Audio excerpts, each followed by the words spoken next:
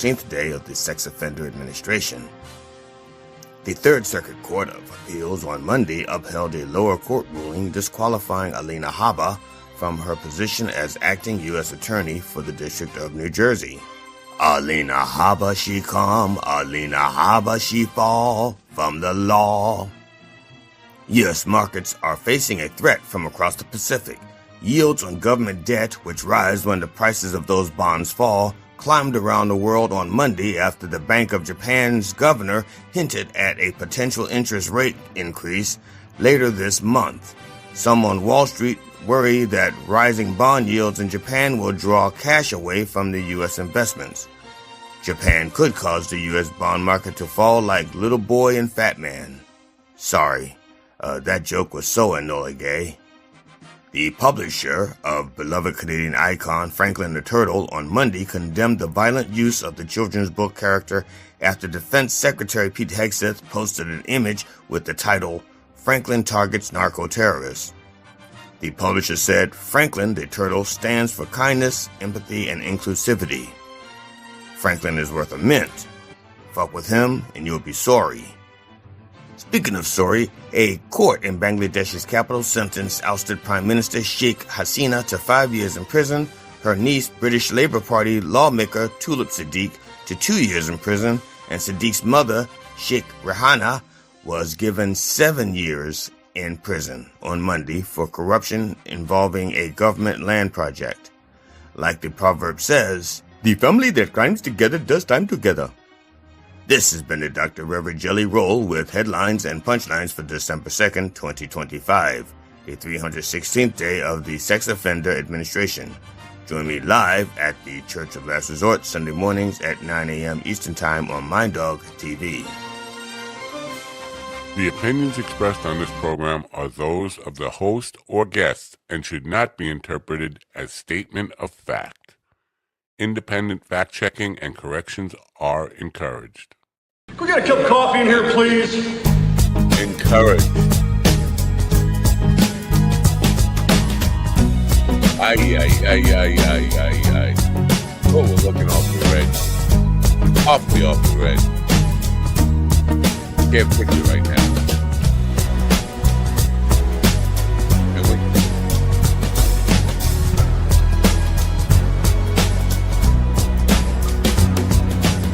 Damn good coffee. And hot.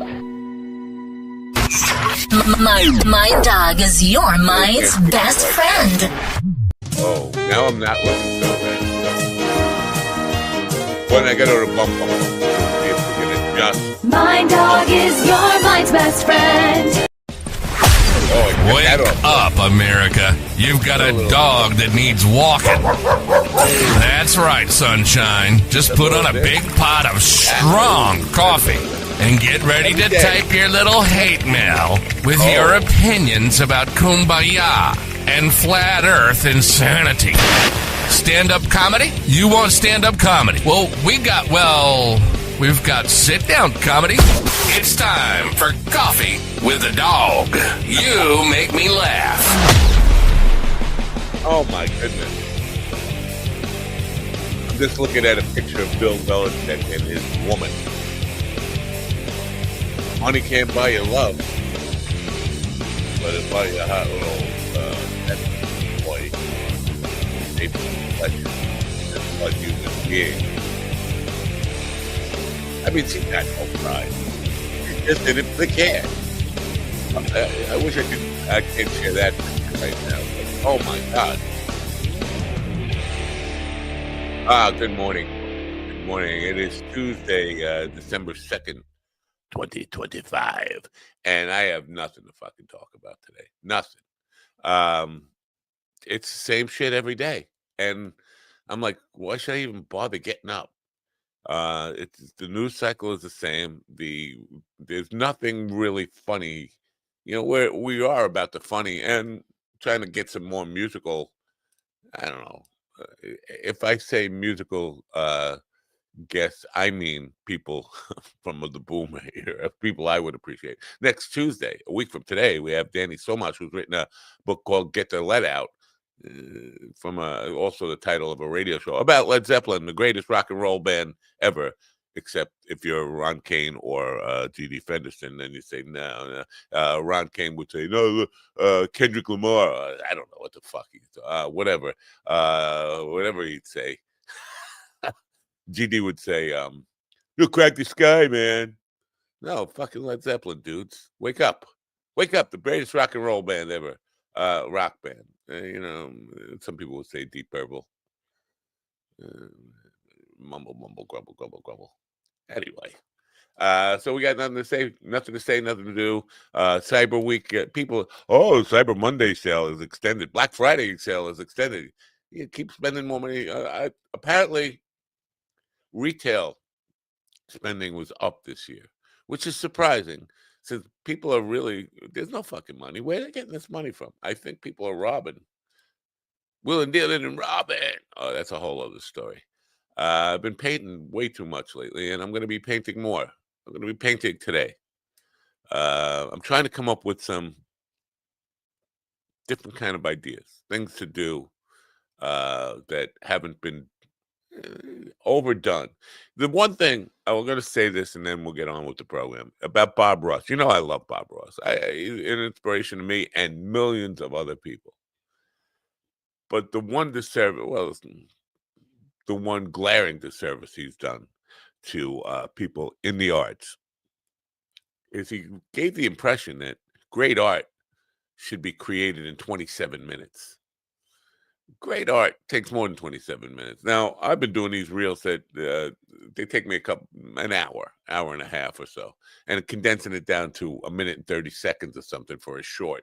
And that's even worse. If Bob did a disservice to the art world with its 27 minutes, a masterpiece, boy, am I really fucking the world up with a minute and a half, 2 minutes of short video sped up.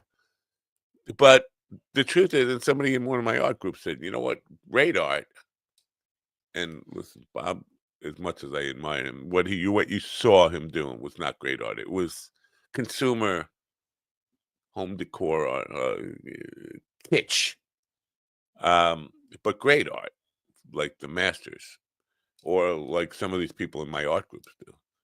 They take 150 hours to do a painting over weeks, months.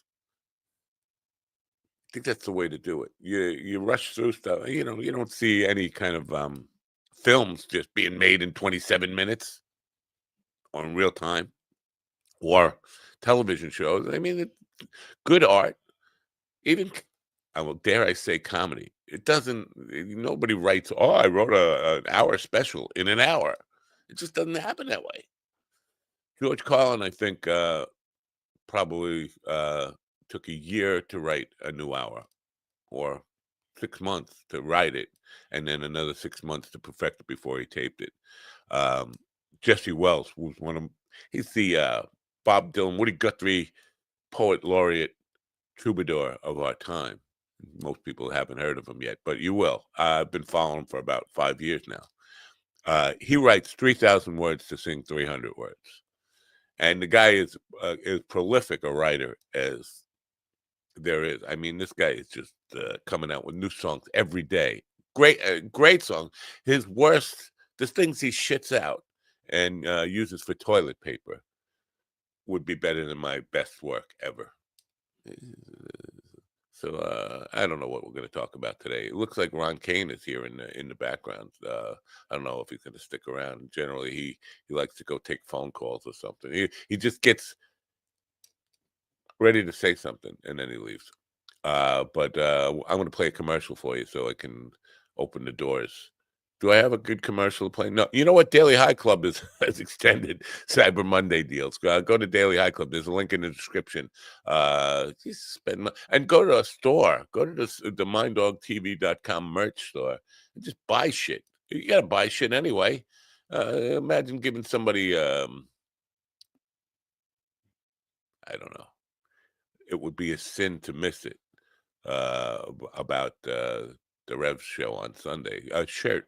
Says, or a hoodie, a nice, warm, fluffy, warm hoodie this time of year would be good, right? So do that. Anyway. With humble East Coast beginnings in 2015, Daily High Club is the premier destination for glass water pipes, vaporizers, and consumption accessories.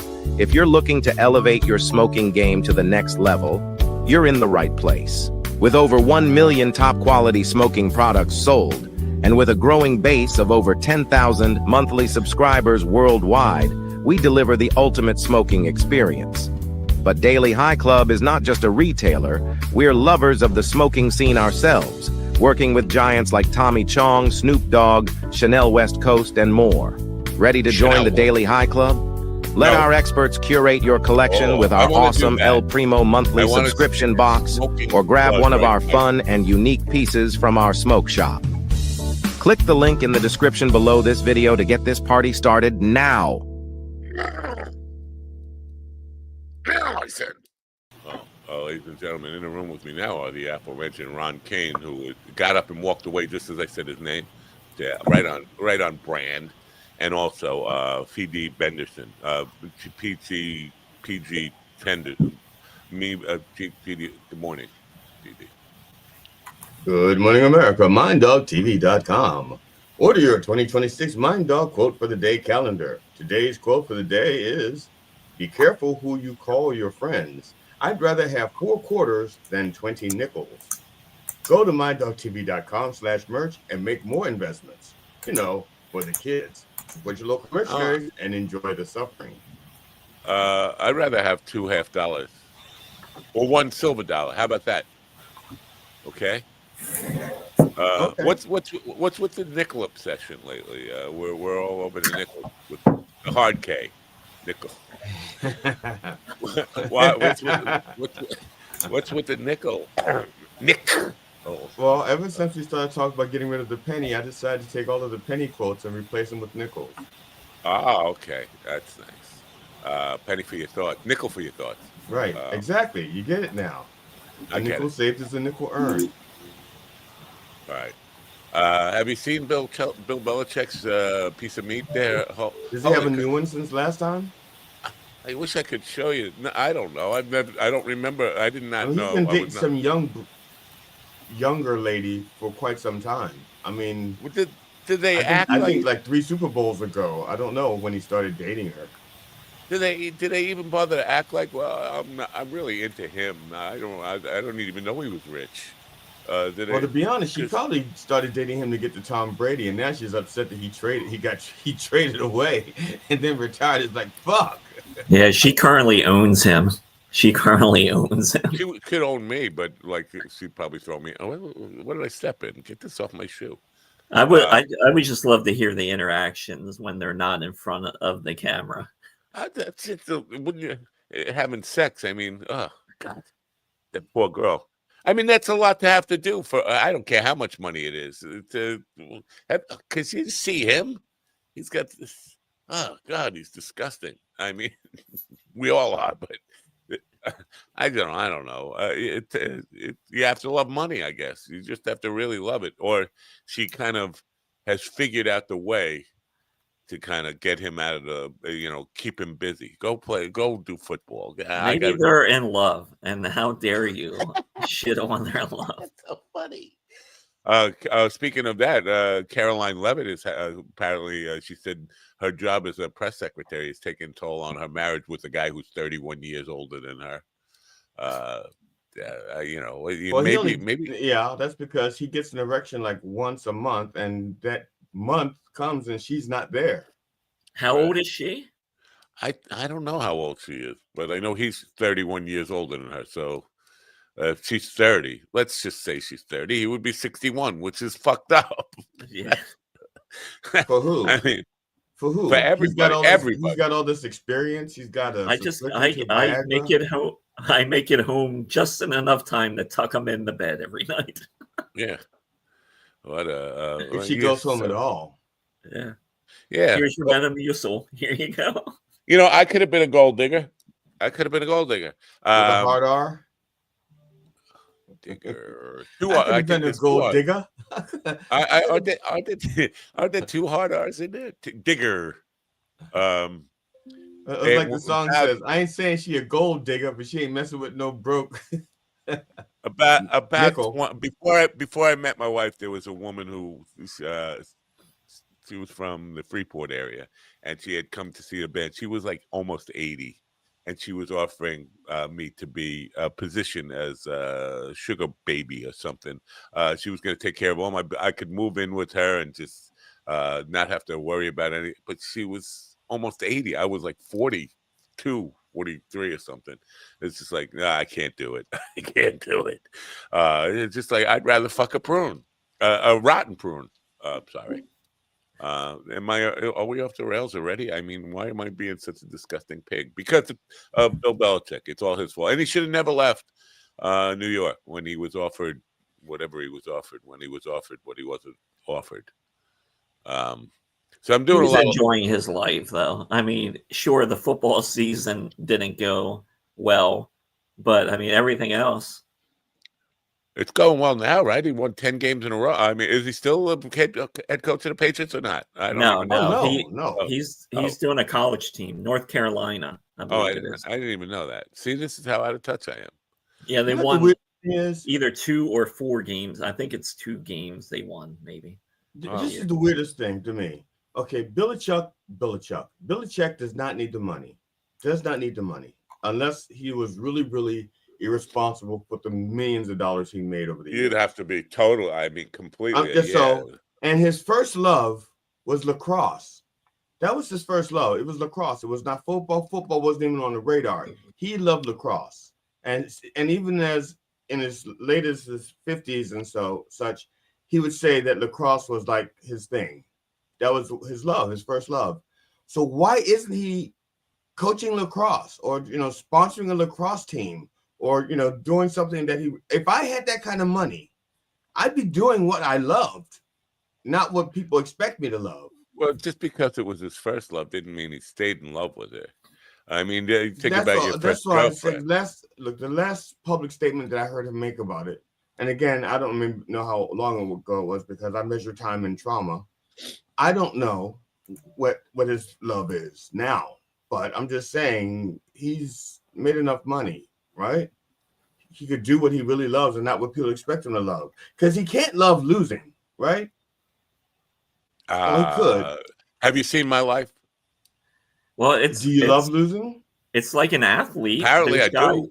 They're in it for so long and it's so competitive and you're making great money. Why would you really stop? The money. You just all you had to say was the money. Yeah. But that's what I'm saying. To answer GD's question, I don't know.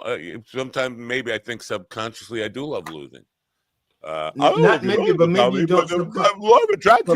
don't subconsciously love losing, but maybe you subconsciously think you deserve losing, which is a difference.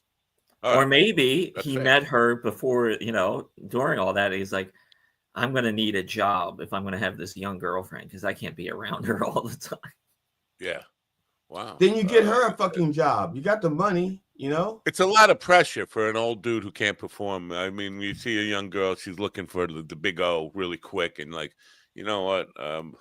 Even my tongue doesn't work anymore. I'm old. How great would it be though if she's like pegging him on a weekly basis? Hey, listen, I have enough trouble. It's great if that's what he wants. If it's not consensual, then no, it's not great. Right. And even though I was not I appreciate Belichick's coaching prowess, but let's face it, he was something of a cheater. So if he's getting pegged against his will, I'm not against it. I'm just saying if he should have a say is all I'm saying. That's not the Groucho Marx position. Whatever it is. Groucho Marx's position is face down, ass up, with a cigar in his mouth. No. And a duck behind him. Just, I have enough trouble disappointing one woman. Why would I want to take on another one? I mean, it's really a lot of work to try to disappoint just one woman. Why would you need a second one to just disappoint and just hate you and wish you would die already? So I could collect. Speaking of diuretics, is that it is what you said, right? Diuretic. Yeah, diuretic is what I said. Yes. Okay. On Sunday, I listened to the tape, and you can only hear that beep for a couple of brief seconds. What does that have to do with diuretics? I remembered I wanted to bring it up. All right. So, but it's really weird. As loud as it was in the room, because of where it was located in the room, this mic is something unidirectional. You know, it doesn't pick up stuff behind it, only what's in front of it. And the source of the sound was behind it. Even though I could hear it up here, it didn't pick it up. But it picked up my wife sneezing 3 rooms away. You say you could hear it. I could hear it, but you couldn't hear it on the video. You could hear it, not the Rev. It was you. You were. I was listening. Were you? Uh-huh. I said I was listening. I was editing it for him. I was listening to it. Who do you think makes the shorts? He doesn't know how to make shorts. I don't know. I have no idea. You let us to Santa. Okay, have you written your letter to Santa? Yes. No. Well, actually, I made a mistake. I made a typo, and I sent it to Satan. Oh. and Trump answered. Oh, what's his mailing address? I was going to write. It's 1600 Pennsylvania Avenue. That's what I thought you were going to say. Ever since Santa's been banned from all the socials, I don't write them anymore. Yeah.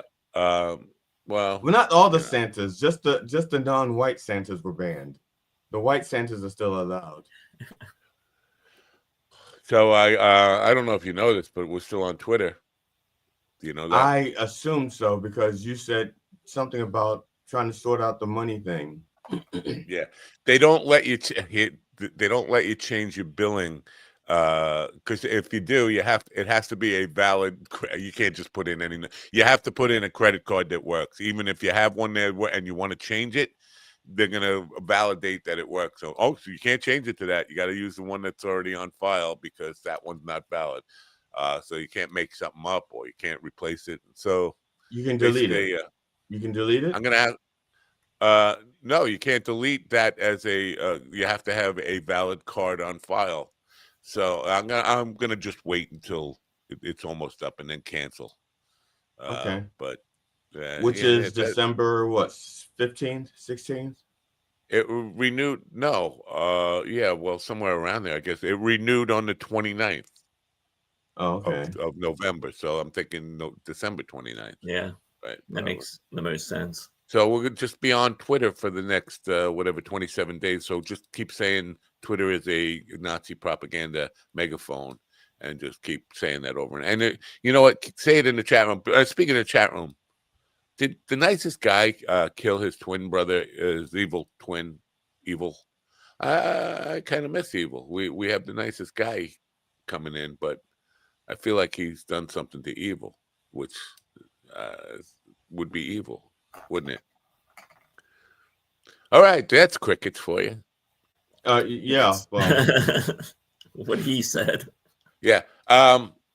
Trump did 162 so far. 162 push-ups? psychotic postings on Truth Social since midnight last night. 162 so far today. That was as of 2 minutes before the program started. He's probably done more now.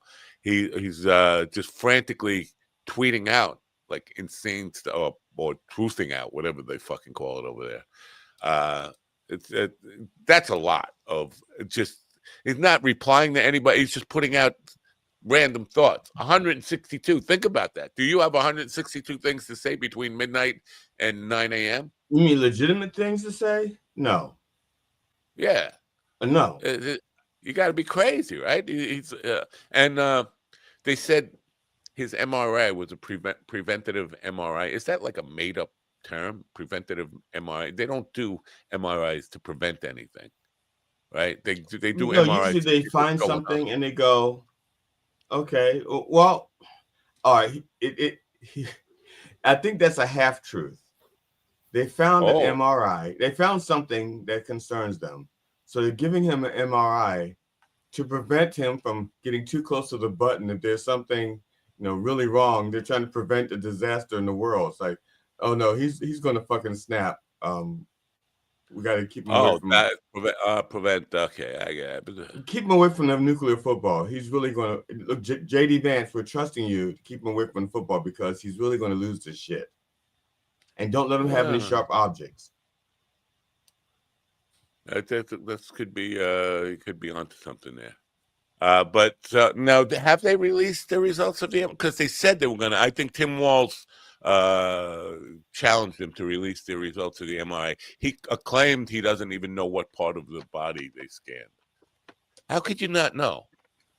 You get an MRI, you not know what part of the body they're scanning?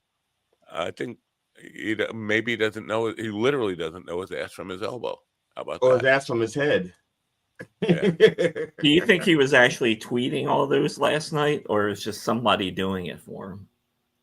Well, based on the ridiculousness of him, it sounds like him. I mean, unless it's probably not hard to mimic. It's probably not hard to mimic his style. What is Slaptail saying? It's a screening, not. I can't read this. It's too small for my dopey eyes. Not a preventative. And yes, you can request scans, but most insurances won't cover it. Yeah, but his will. He gets whatever he wants. I don't think he would request that. He doesn't want whatever. Also, they can say it's normal if it's consistent with age and no concerning findings. Wow. So have they released it? That's the question. And what's going to show? Oh, yeah, he's got dementia. You don't know dementia for sure until you're dead, right? That's what I've heard anyway from a couple of people, doctors, who say you can suspect dementia, but you can't, there's no proof of it until autopsy of the brain. How do you So I guess you're saying it's like the wind. You can see the path. You can see the path of destruction. Right. Yeah, exactly. But you have to wait for the Weather Channel to tell you, oh, it was a tornado. Yeah. So, yeah. I can't, even me, I could call people's mothers a skank whore 162 times between midnight and 9 a.m.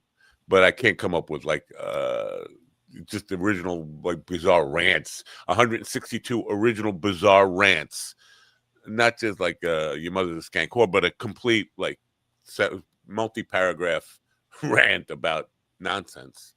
And it's almost Democrats are evil. Democrats are Democrat hoax. Russia.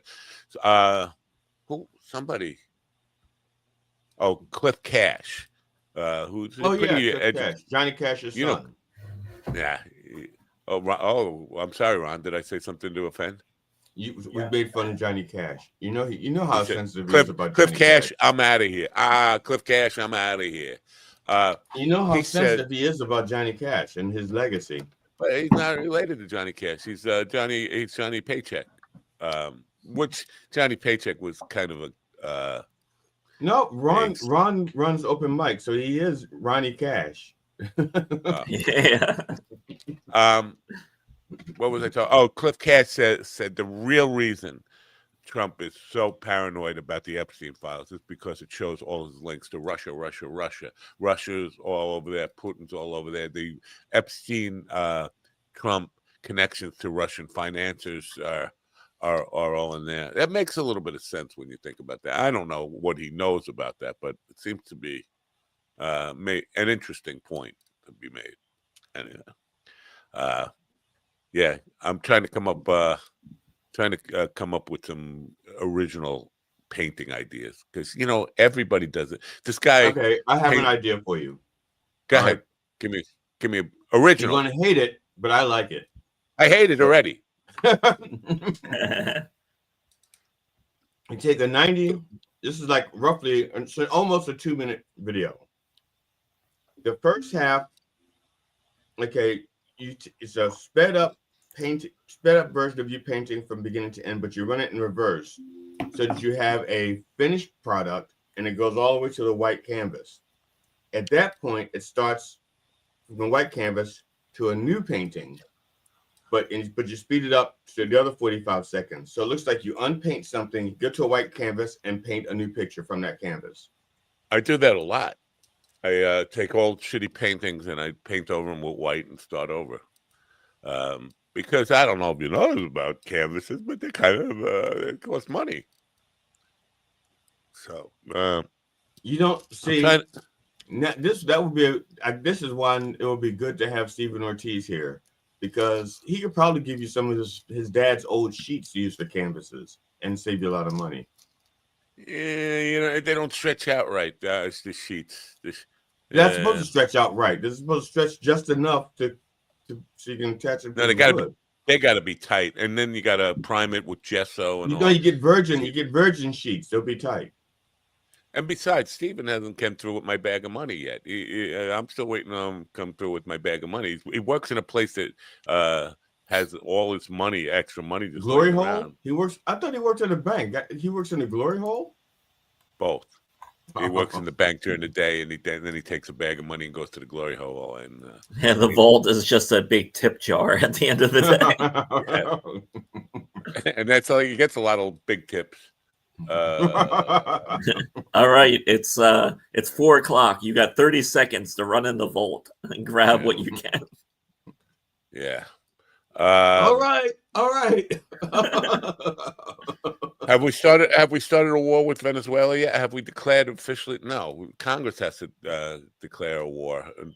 Trump can't just say a war. Well, he can. He actually did in some of his tweets. He called it a legal war. That's a problem, isn't it? Yeah, and no one's really saying anything like it's a trouble. It's a problem for him. That's what I mean. It's a problem for him because that's admitting that he's going around. He's fuck Congress. They don't have to declare war. I'm declaring war, right? That's what it is. It's an admission. Yeah, a confession. Well, they might be trying to kill some of those military DEI hires that they all despise so much. It's Venezuela. It's all DEI. The whole country is DEI. But what makes him look one of the things that makes him look bad is he just pardoned the former president of Honduras, who was convicted for the very crime that he says Maduro's is committing. Right. So is this just a play for the Panama Canal? No, this is a play for Venezuela's oil. Yeah, but the oil thing is the big thing, and that's what Ron Filipakowski, Midas Touch guy, editor over there, he said the war crimes they're committing now with these little fishing boats, nothing compared to when they get in there and start to take the oil from Venezuela, take over the oil industry of Venezuela, and that is definitely the plan.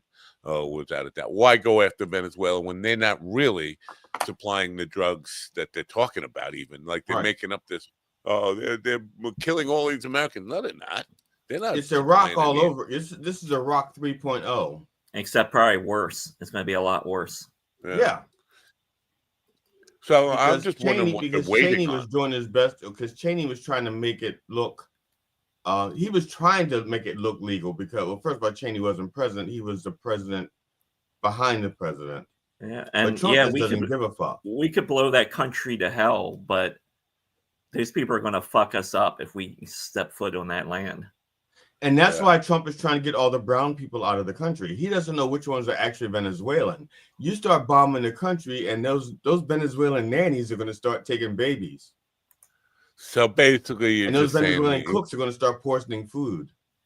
So he wants to get rid of all the shortstops, probably a few second basemen. Anyone that can rebel from the inside once he starts fucking over that country.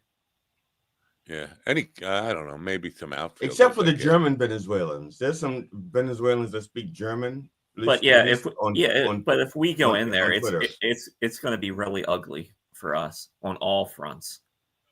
Because sure, we can blow people to hell, but they're going to be killing soldiers. It's just going to be ugly. It's going to be like Vietnam, except worse. Well, I'm glad you brought that up, that Vietnam, because I don't know if it was all this, but I'm still on Twitter. A guy on Twitter who said that Venezuela will be the next Vietnam for America, and then some dipshit right winger. A guy with a baseball hat on, a trucker hat on backwards, who calls himself a historian, said, we killed 2 million of them. They killed 55,000 of us, which the real number is 58. So he got that wrong, Mr. Historian. But that's all wrong anyway. The 2 million was civilians, by the way. They weren't army. But he would, we blew them out. We destroyed that country. We won. Like, what did we win, stupid? The point here is that we spent 20 years, $1 trillion, and 8,000 American lives and got nothing for it. And you think that's a win somehow in your stupid little back? Now, this is where I have to differ with you, Matt. We got a lot of really good Vietnamese restaurants out of it. I mean, we would not have them. Maybe 10. That's a lot, depending on where you live. There are some countries that have good 10, Vietnamese 10 restaurants. in the country. I mean, 10 in so that's what we got for $1 trillion and 58,000 lives. There are some countries that don't have any good Vietnamese I think South Vietnam has, or now just Vietnam. It's not just South. It's Vietnam. I think they have more than 10 good Vietnamese restaurants. Yeah, but I think they have 12. They probably have 13 because the other ones came here. All right. Well, what's your favorite Vietnamese dish? It's pung tang. Pung tang. Yeah. Phu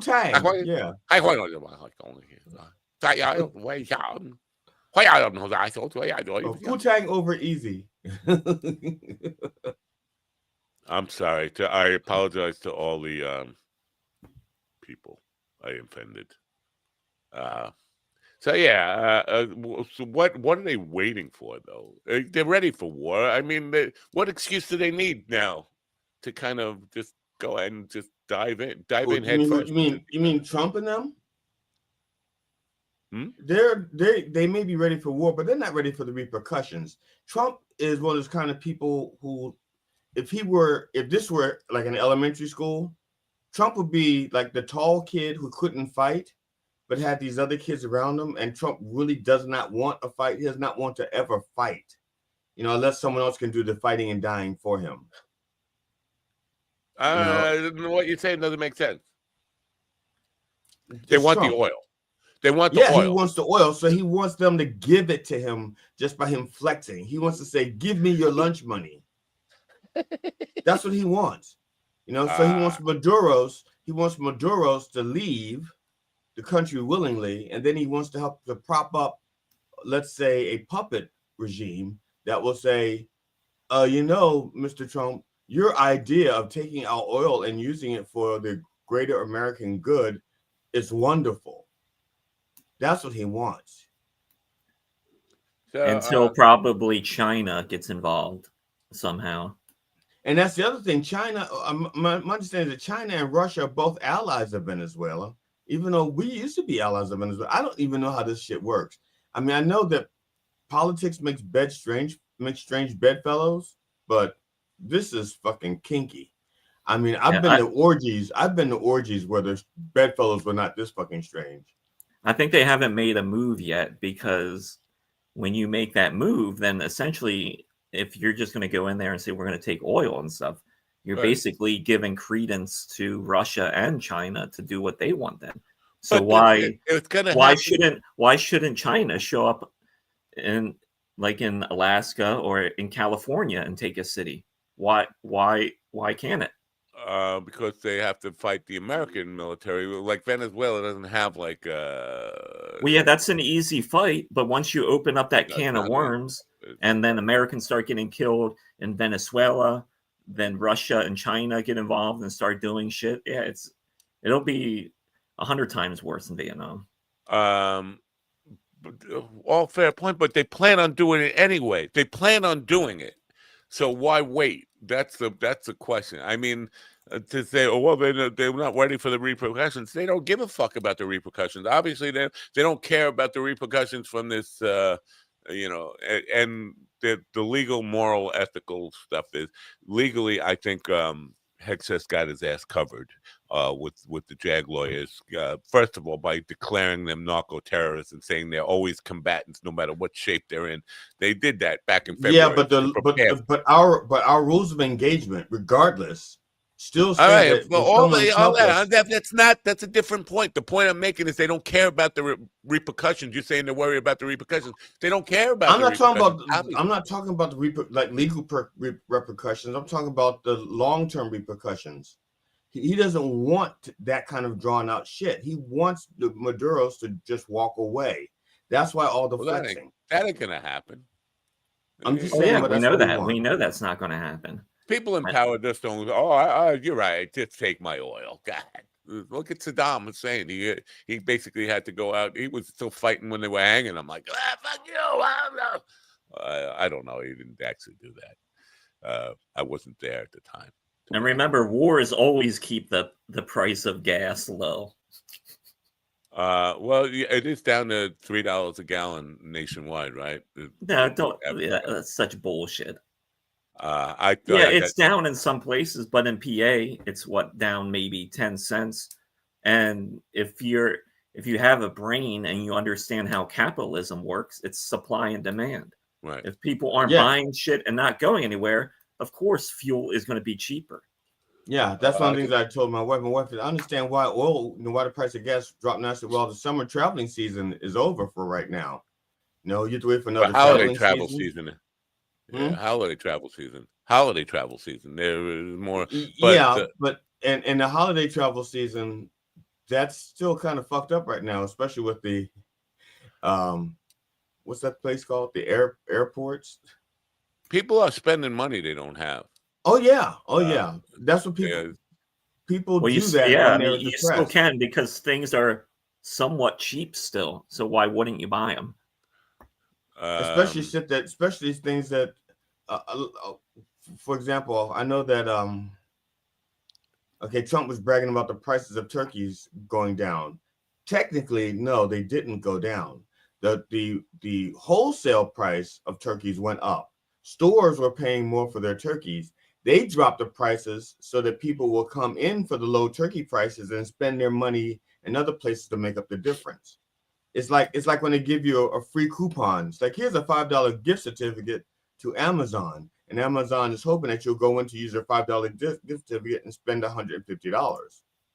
Yeah, it's the same principle. But people are spending their money. And listen, I'm not complaining about this, but they're spending their money stupid. I mean, it's not it's like paint parties. People throwing paint parties. Like, I'm gonna have 30 people over at my house, but I'm gonna spend $1,500 on to have Matt Nappo come and fucking do a terrible painting as we watch him and we scream, bah, bah.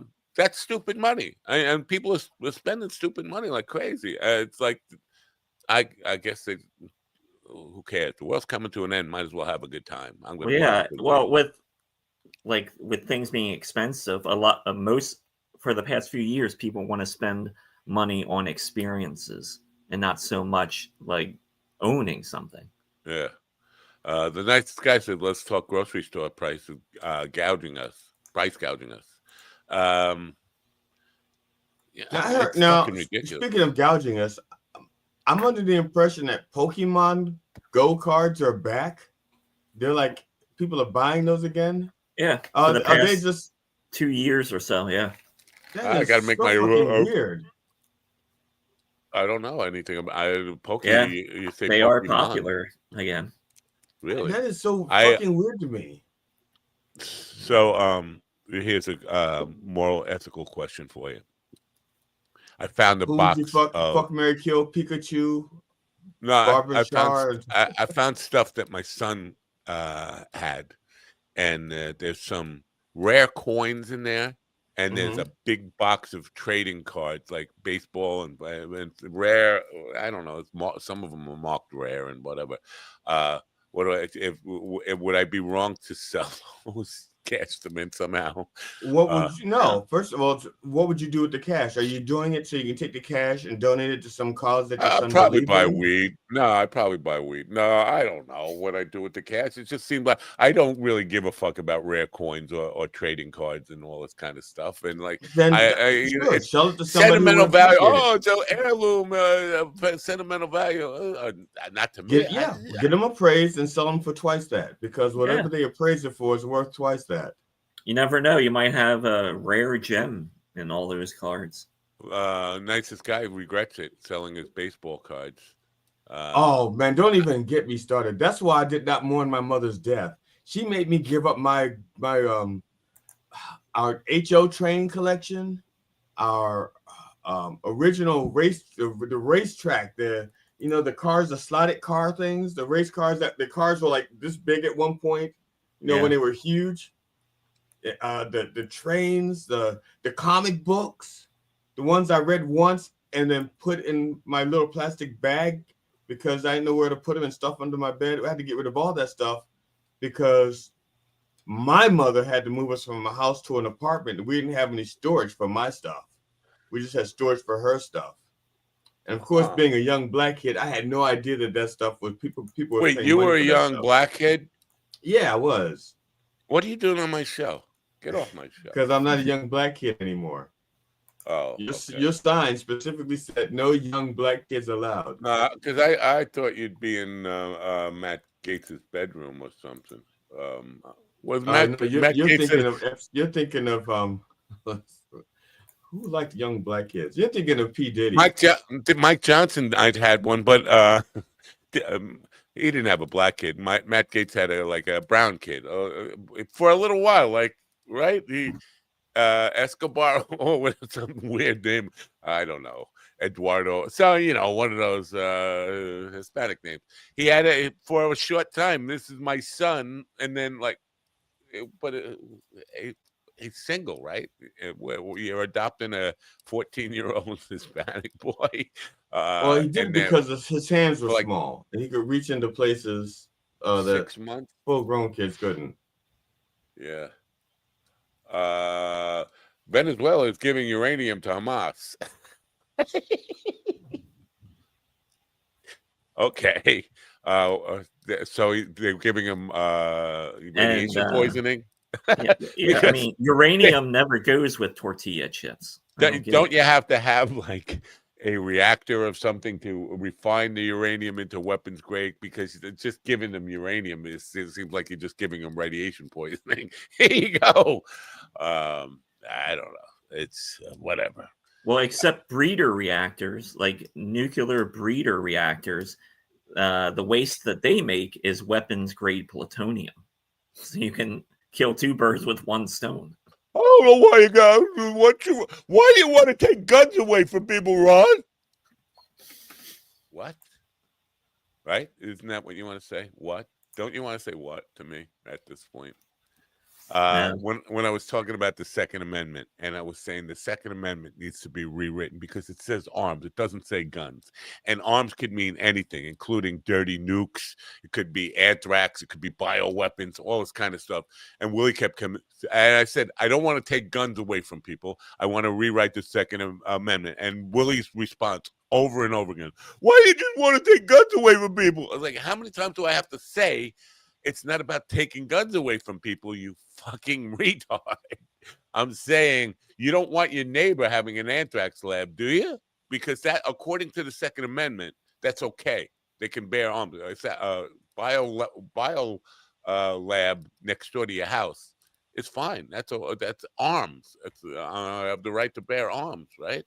To me, the math is simple. I mean, not everyone can drive a car. And not everyone should have a gun. I mean, that's simple math.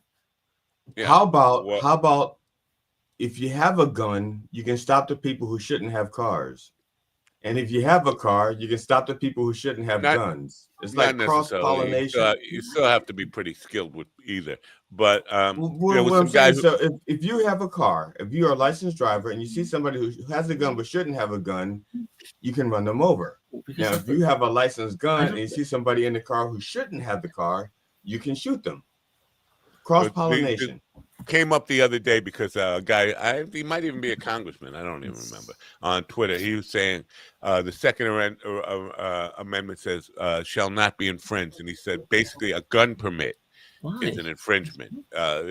Just requiring you to register a gun is an infringement.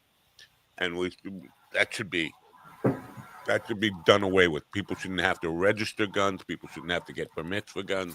We should just go Wild West. Everybody can have. Did they skip the part about the well-regulated militia thing? Because it says well-regulated. But it doesn't say.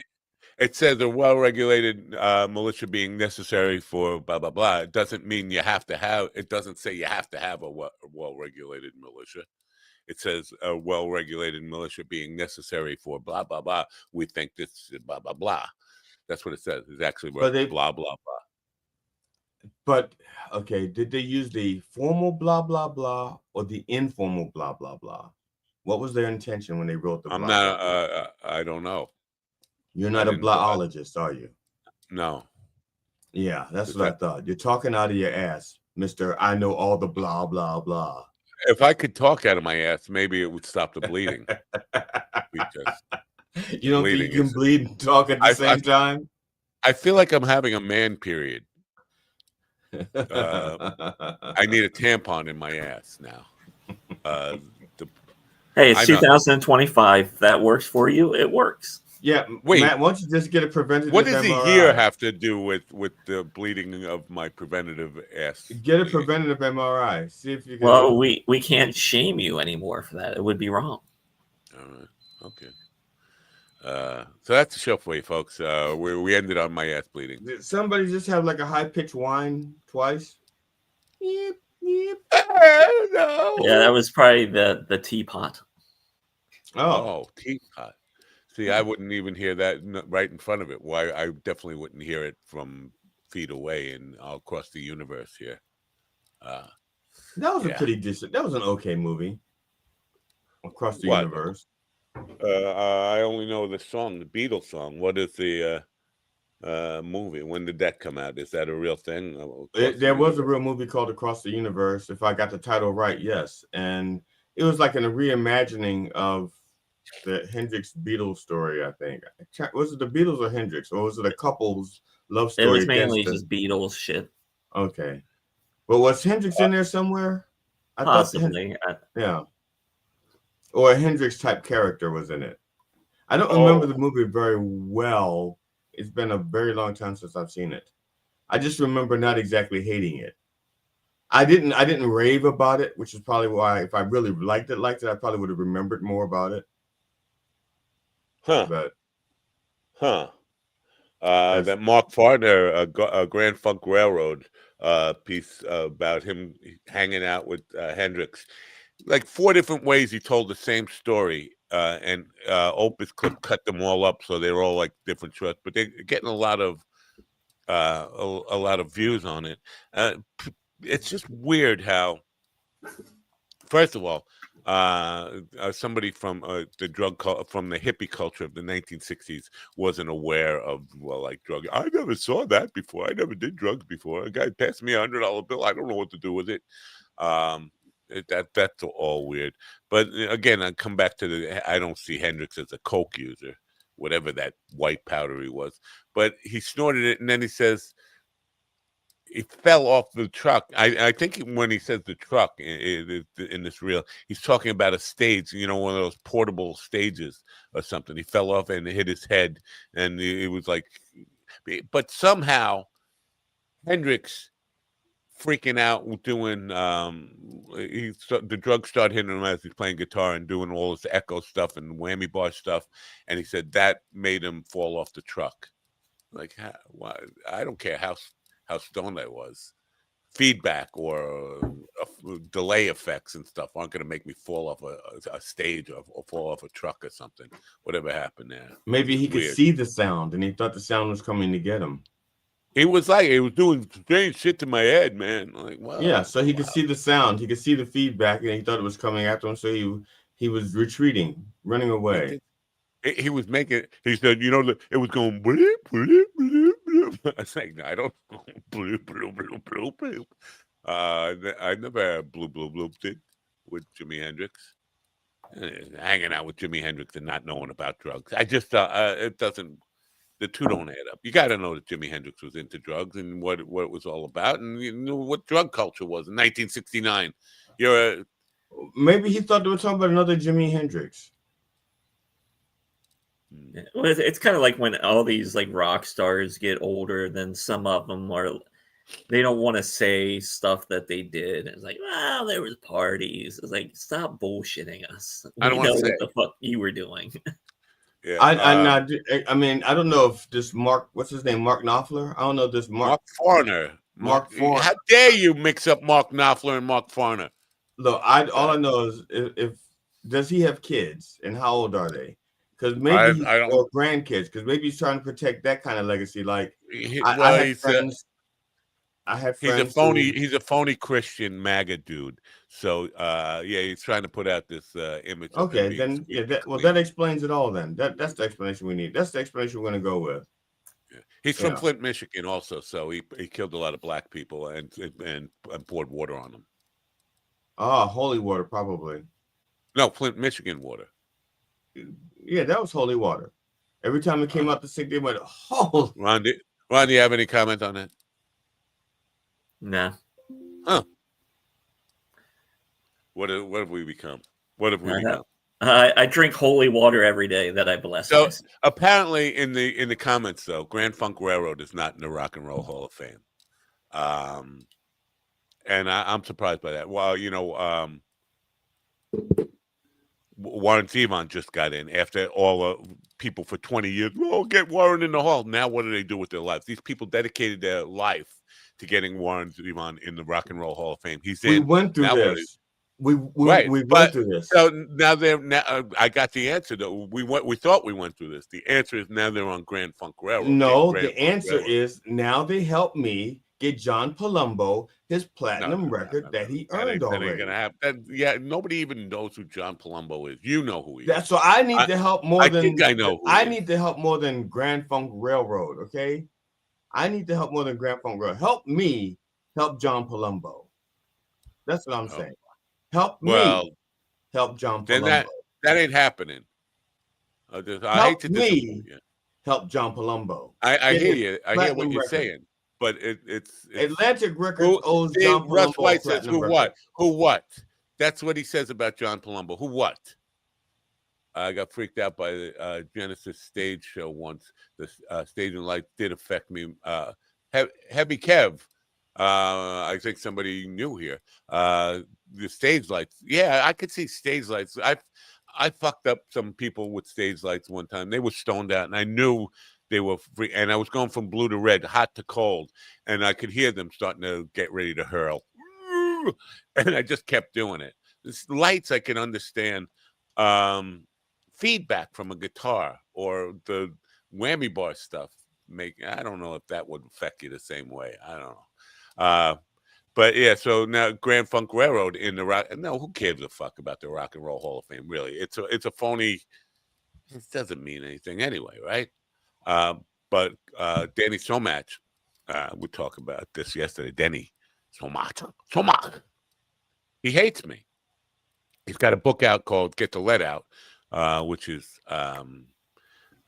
also the name of a radio show that Carol Miller has been doing for 48 years or 45 years or something, about Led Zeppelin being the greatest rock and roll band of all time, and you guys dispute that. So I don't dispute it. It's just the fact that they're not. I'm not disputing it. It's just a fact. Cheers from New Zealand. Down in Dick country. You know our friend Dick. Dick hasn't been with us for a while. We got to get Dick back. You know our man Dick in New Zealand. Yeah, that's their version of our man Flint. I thought because he was like your what's that girl that Kylie Weathers or something. Kylie Weathers. Yeah, so he was like your male version of you really liked Dick. You were hung up on, you wanted more Dick. You couldn't get enough Dick, and I thought Dick was going to be a main part of the program because you had an affinity for Dick, and everybody knows how much you love Dick. Well, so but Dick was supposed to be a replacement for Stephen or Ron, and we didn't do that. Oh, he couldn't do that every day from New Zealand. That would be. Because it's different. It's a different day there. It's actually tomorrow. Yeah, he could tell us tomorrow's news before we get it. All right. It's like living in what the headlines would be like. The headlines would be instead of me writing up the headlines at 4:00 in the morning, he'd have them the next day doing them for us, and it would be such a nice accent. Be like, "Good day, mate. Today, Trump." So something really fucking ridiculous, you know. Mike, this guy Denny. Now I had his wife on. His wife is a wonderful woman. She's a college professor and author, and I had her on the program. And then she said, "You got to get Denny on because I know you like the Beatles, and he had a book out about the Beatles." And every question I asked him, he treated me like I was the stupidest fucking person he ever talked to. And so he doesn't know. He thinks he's coming on the program. It's just going to be me again, and it's just going to abuse me. Hopefully, you'll be. Maybe Ron could stop in just so that somebody could be. Was that a Wednesday He hates night? me. Why does he want to be on the show if he fucking hates me and thinks I'm an idiot? That's a Wednesday night. No, it's next Tuesday morning, a week from now. So why wouldn't I be on their show? I'm saying you'll be here. I said hopefully Ron will be here as well. But somebody to kind of deflect he hates me. Why would you want to be on my show if you hate me? Because I forgot. What's he talking about again? Led Zeppelin, the greatest rock and roll band of all time. Oh, and that's on the 16th? That's on the 9th. The 13th, isn't it? Oh, no. What is it? Yeah, 9th. It's December 9th, which is the day John Lennon got I'm busy shot. that morning, Matt. I am. I'm busy that morning. Fuck. I got something. Getting your hair cut? No. I'm getting extensions. It's 4 a.m. Wednesday in New Zealand. Led Zeppelin, second greatest rock and roll band ever. If you're going to tell me AC/DC, because they, I don't know who's Chumbawamba. Chumbawamba. What was the thumping? Something. Yeah, tub thumping. I get knocked down, but I get up again. My niece, when she was very young, when that song came out, she used to sing, "I get knocked up, but I get down again." Isn't there a line in there where the girl in the back is saying "pissing the night away" or something? Pissing the night away. Yeah, I think so. Yeah, I remember when that song was huge, and it was like in this college bar, and they played that song, and as soon as the chorus hits, that whole fucking place, that little dive bar was shaking. We're still waiting. They all had the little whiskey drink and the lager drink and the vodka drink and the cider drink. Yeah, we're still waiting on Heavy Kev 42 to tell us who the greatest band ever was. He says Led Zeppelin is the second. He sent me a text. Heavy D and the boys. Ron, you don't even care about bands because your generation was not a band. You were just a solo artist generation. No, he just sent me a text. He says, "Crack the sky." No, he didn't. No, yeah, he did. Nobody he sent me a text and said, "Crack the sky." He said, "Crack this guy." I've just heard plenty of Zeppelin, so like I don't need to hear anymore. But who do you have? Greatest rock and roll band, greatest rock band of all time? Oh, Rush. He's Heavy Kev 42 says Rush. And what was Rustley? What was the original drummer? John Rustley. John Rustley. I don't know. Rush. Neil Peart. We'll just go with Neil Peart. Okay. I don't know. There was a guy before Neil Peart, and they threw him out. He was like their Pete Best, who doesn't get any credit for any of their success or whatever. So no, see that disqualifies Rush, right? John Rutsey. Are you going to go see Rush since they're going to be touring again? Oh yeah. What? And they got a chick drummer right now. Yeah, Now, actually, John didn't. According to this, John left because he had health issues. He wasn't kicked out of the band. He just had health issues. Oh, well, they're all in their 70s now, right? Yeah, but this was back in 1974 or something. I saw a thing the other day of McCartney walking out on stage. He still was he was in the 70s, just not his 70s. It was our 70s, 74. McCartney walking out on the stage, and I'm thinking, this guy is in fucking great shape at 82 or whatever the fuck. He's like 82 or something. That's what Beatle money will buy you. That's the kind of health. Well, I'm thinking it's the vegetarian, and I almost committed to going vegetarian. Whose balls are you tickling, Matt?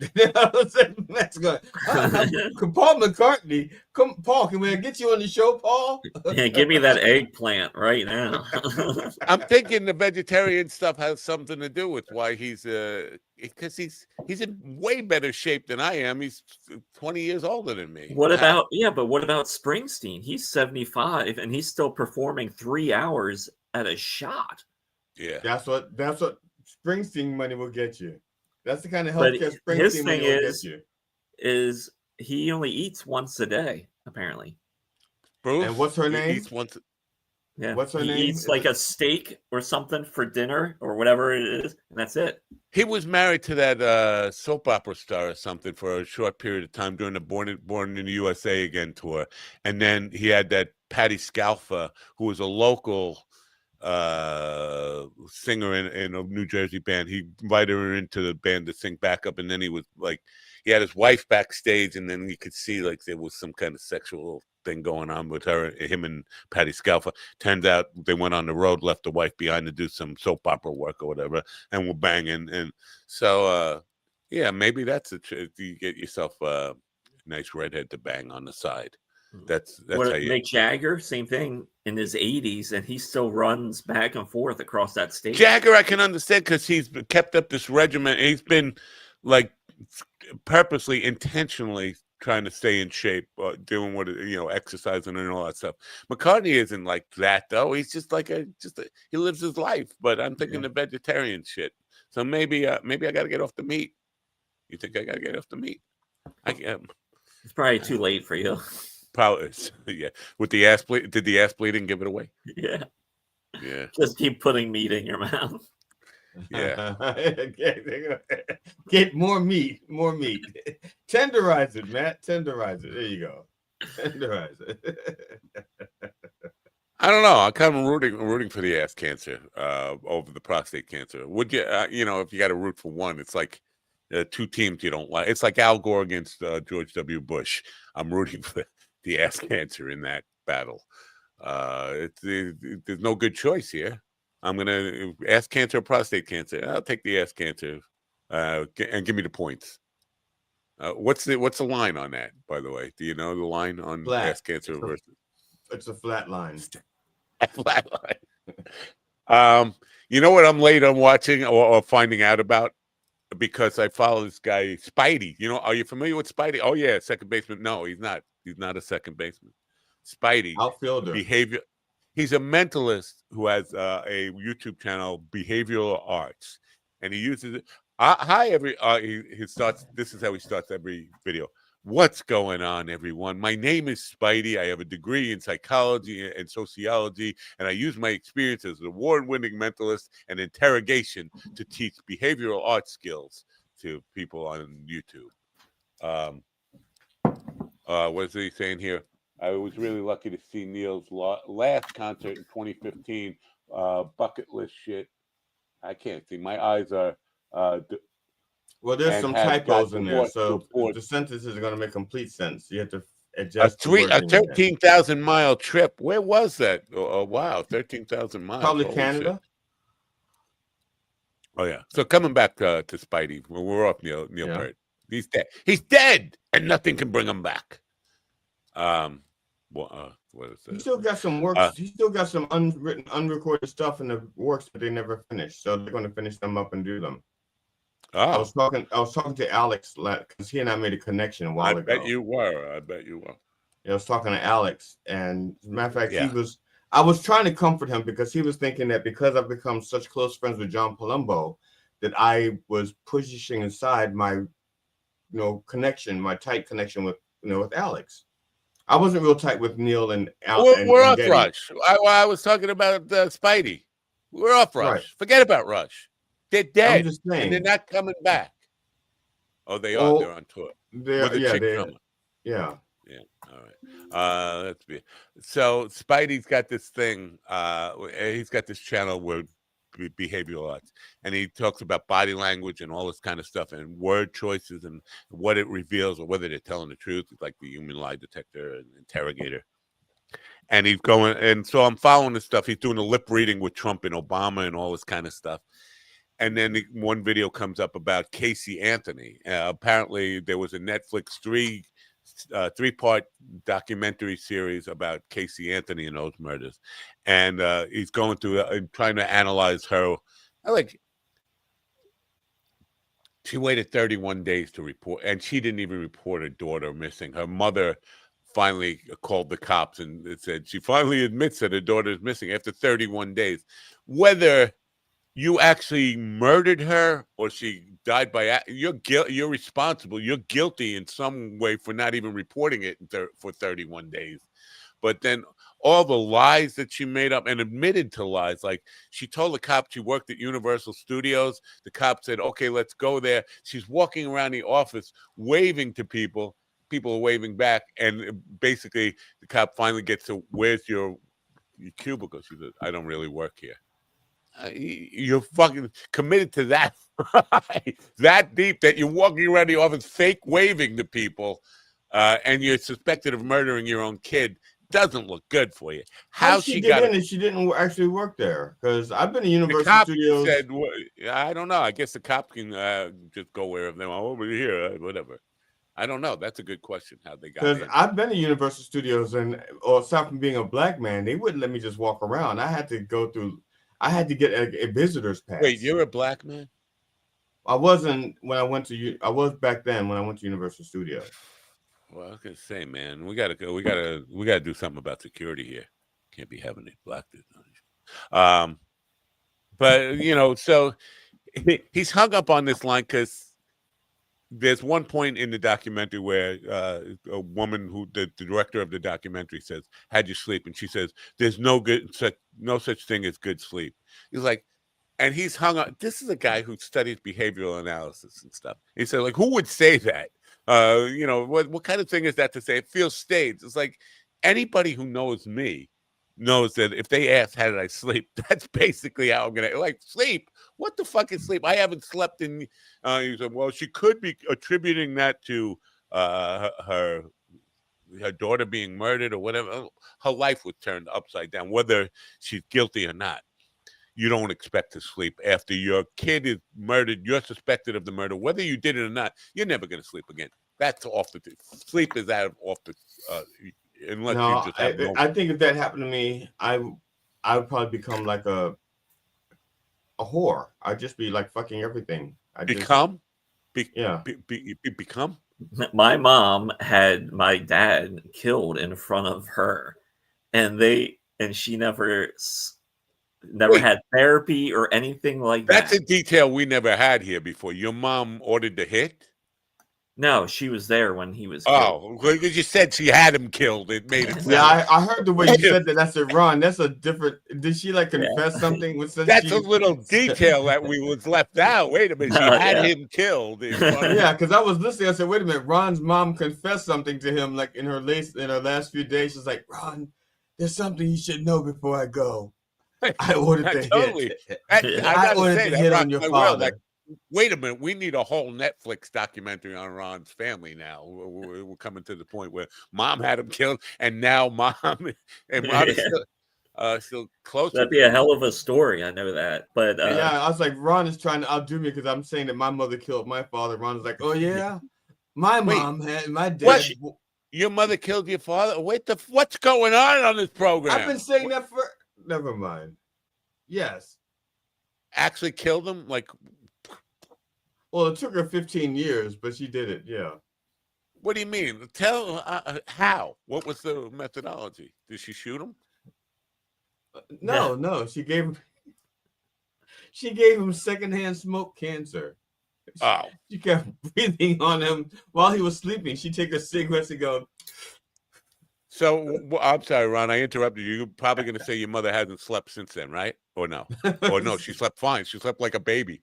I don't know, but like she didn't have therapy or anything, so like that happened, and in those days, it's just like, just send you home. You'll walk it off. Yeah, have a cigarette and a coffee. You'll be okay. Yeah, have a cigarette and a coffee. Your son is due any day now. That'll be a replacement.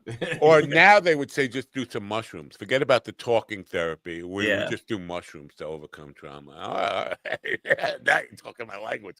Where's Mark Gafarno when we need him? But she never sought therapy, or no one ever brought that up. And it's like, oh, you had a murder happen right next to you. That's got to be good for your psyche. I've been there.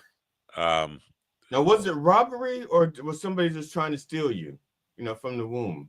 Was this like a kidnapping? They were trying to snatch you? Nah, this guy, he had a couple murders and rapes under his belt already before that happened. So he was just kind of just a regular, like, he was practicing. Yeah, just like a regular street criminal. Yeah. Wow, I'm sorry. Not to make a joke about your father. Oh, really? I don't think there's a joke that you can make that Ron has not already made. All right, fine. But with this Casey Anthony thing now, because Spidey is just starting to say she's having nightmares over losing her daughter, and then the next clip she goes on to say it's not about the daughter, it's about her and the father. Because I don't know if you remember the trial, she tried to kind of insinuate that her father killed her daughter. Her father was started raping her when she was 8 years old. According to that, and I believe this, that the father was there's a lot of that going on. People don't. If fathers raping their daughters, there's a lot, and it seems like she had that broken psyche right from the beginning. But then she talks about after her father was done raping her it started at like 12 and then went up to like 15. Then the brother started coming in, and she says the following. She says, my brother didn't rape me. No, not at all. That never happened, but it was close enough. What the fuck does that mean? He didn't rape me. No, not at all. Never happened, but it was close enough. It never. No, not at all. It's like they always say: close matters in horseshoes, hand grenades, and rape. So yeah, but the absolute denial that no, that never happened, not even close. Oh, but it was close enough. Like, what is he coming in the room for? Like coming into our bedroom in the middle of the night? He was okay. He was getting ready to rape her, but then she consented. It was close. That makes sense. That would make some kind of sense in there. But just that the whole weird. Trying to frame it that way, like my trauma and my nightmares are because my father raped me for like 5 years from whatever. And then when he was done, my brother, but he didn't, but he really did, but he didn't, but almost, but very close. What is it all, man? Or, because some people, especially in the Christian community, like vaginal intercourse counts, but anal doesn't. So maybe that's what I'm thinking. Like he just came in. He never actually penetrated her, but he did everything it in the else. butt, not in the or just jerked off on her or whatever. Well, guys. But and Kev, Kevin, I understand you. What the fuck? Yeah, in her mind, it's not rape unless there's like vaginal intercourse or something, right? Maybe that's right. They never. You would think in a documentary. Right. Let's clarify some of this stuff. Can we give me some more information? I mean, what do you mean by that? That's a logical follow-up question. In an interrogation, they would do that, right? Or no? They do. I have a question for Kev. Does WTF mean the same thing in New Zealand as it does here? Because here it means what the fuck. I don't know. Was it why the fish? Wrestling the fat guy. Oh, okay. Wrestling the fat guy. See, does it mean the same thing? I'm just curious. Because I've never been there, but I've been to Arizona. I've never been to Spain, but I've been to Arizona. And not Oklahoma. What does it matter? And I've never been to New Zealand, but I've been to Oklahoma. I've been to Arizona. I haven't been to Hawaii. That's the only U.S. state I have not been to. I haven't been to Hawaii since before I really had any cognitive memories. I was there as a small child twice, but I have no experience. I got to go back to Hawaii as an adult before I die. I should go there today, right? Because I'm going to die tomorrow. It's funny. My mother, this is a long time ago, and I was about maybe 7 or 8 years old. My brother and my sister was talking about an airplane trip that they had taken. And I said to my mother, I've never been on an airplane. My mother goes, oh yeah, you were on the airplane with us. I was 6 months pregnant with you. That doesn't count. It's not. It doesn't count. All the things my mother did when she was pregnant with me is not my experience. Otherwise, she could say, "Yeah, you fucked your father. I was 2 months pregnant with you." Yeah. You gave oral sex. I was 3 months pregnant with you. I took my first jetliner trip to California when I was 6 weeks old, and probably did 4 or 5 of them within the first year. I used to fly all the time, and to the point where I was 5 years old, I was getting on jetliners to go cross country by myself. Not like I would go to the where airport. They had somebody meet you at the other end, like somebody put you on the plane, and then exactly. My godmother, my mother would hand me off to a stewardess. They called them stewardesses in those days. Stewardess would sit me, and then it got off the plane. My godmother was waiting there for me, or my grandmother, or somebody. But yeah, they couldn't do that nowadays because the kid would like disappear from the plane. I was bi-coastal as a kid, and now you're just bipolar. Because you went the other way, right? You go. Bipolar. Bipolar is this. Bicoastal is this way. Bipolar is this way. I think I've heard Ron say that everybody is bipolar. He says by something. I don't know. But by now, pay later. I think he by said now, pay later. Buy war bonds. I think what Ron says. Buy war bonds. Everybody buy war bonds.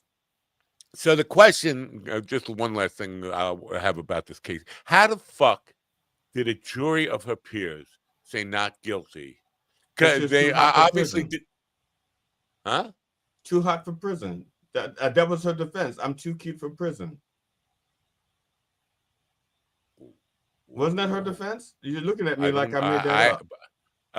Now I'm just thinking maybe I could use that because look at me, I'm pretty hot. You couldn't even get out of a traffic ticket with that face. I think if you laugh, I think she could do a lot of good. I mean, think about it. If she was like running a school bake sale, think how many people would show up just to buy shit just because. Yeah. I think you have a point, Ron. I think all of these people who have a history of killing their kids should get together and have a bake sale. History of killing their kids.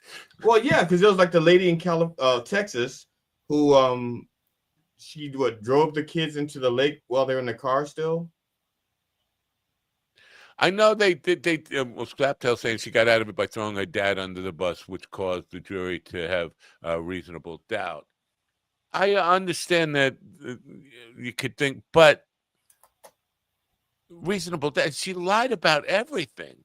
Whether her father, I believe her father raped her. I said that before. I mean, those stories are absolutely believable. And if you look at the father and his behavior, he looks like. I've been around some people who, unfortunately, I know somebody very well who was raped by her father. Her and her 2 sisters were raped by her father, and the father acted like that George Anthony, or whatever his name is.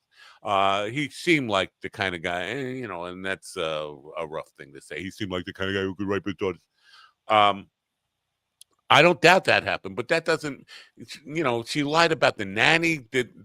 She said, this woman has been my nanny for a month. She never even was ever her nanny. Everything she said was a lie. She lied about where she worked. Apparently, she lied about having a boyfriend. The boyfriend she named didn't even know her. Maybe she was also, just in case the other stuff didn't work, she was laying the groundwork for a mental what is it when you're mentally compromised? Yeah, insanity defense. Yeah, insanity defense. No, just in case. I don't understand how, even if the jury bought the fact that the father might have been in on it, father might have been cooperating. At the very least, she's responsible in some way for not reporting for 31 days. Why did she take 31 and still didn't? The mother had that charge. We don't know. Do we know that charge was available to them? I mean, sometimes DAs may have like a choice of, let's say, 9 things. They'll go like, well, let's drop the child endangerment and we'll swing for the fences on the murder or something like that. Slaptail brings up a point about it could have been a hung jury, but I don't know. Did we ever get the number? Like, I'm under the impression that everybody on the jury just said vote to acquit, right? I don't know. Do we know if it was a hung? Because I could see one person saying, yeah, maybe she didn't do it, although she's, I think she did get convicted of perjury or something, right? There was a conviction for all all the lies she told him in court. But how much did she pay for her lawyer? Blowjobs, like fucking up for the last 10 years or 15 years or something.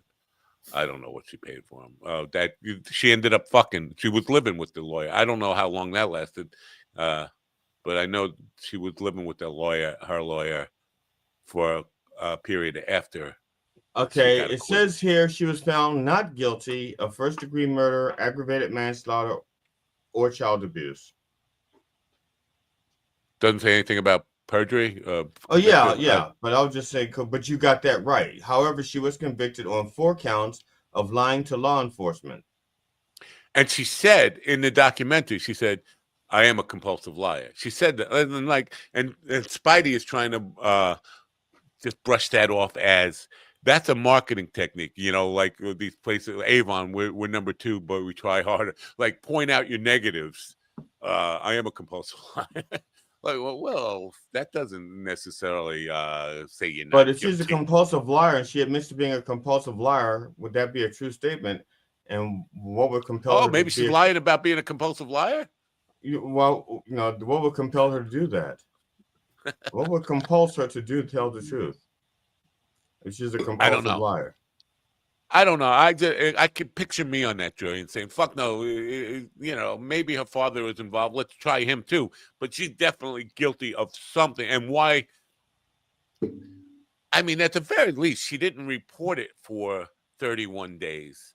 That's got to be a crime in some. Yeah, but I'm just thinking. To me, that would be what?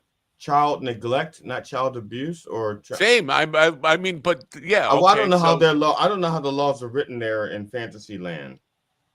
Fantasyland, Orlando, where I went to. Yeah, but you would think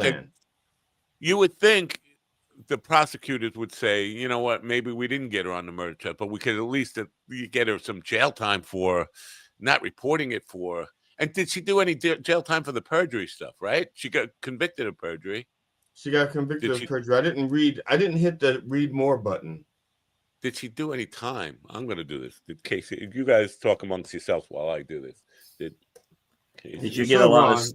Did you get snow last night or this morning? We got it this morning. We got ice and rain. Yeah, we got some sleet and snow, but I think it's stopping now. But it's supposed to turn it over to rain. She was sentenced for 1 year in jail, but was released after 2 weeks for time served. Did they give her kid back? Did anybody ever return her kid? I'm just saying.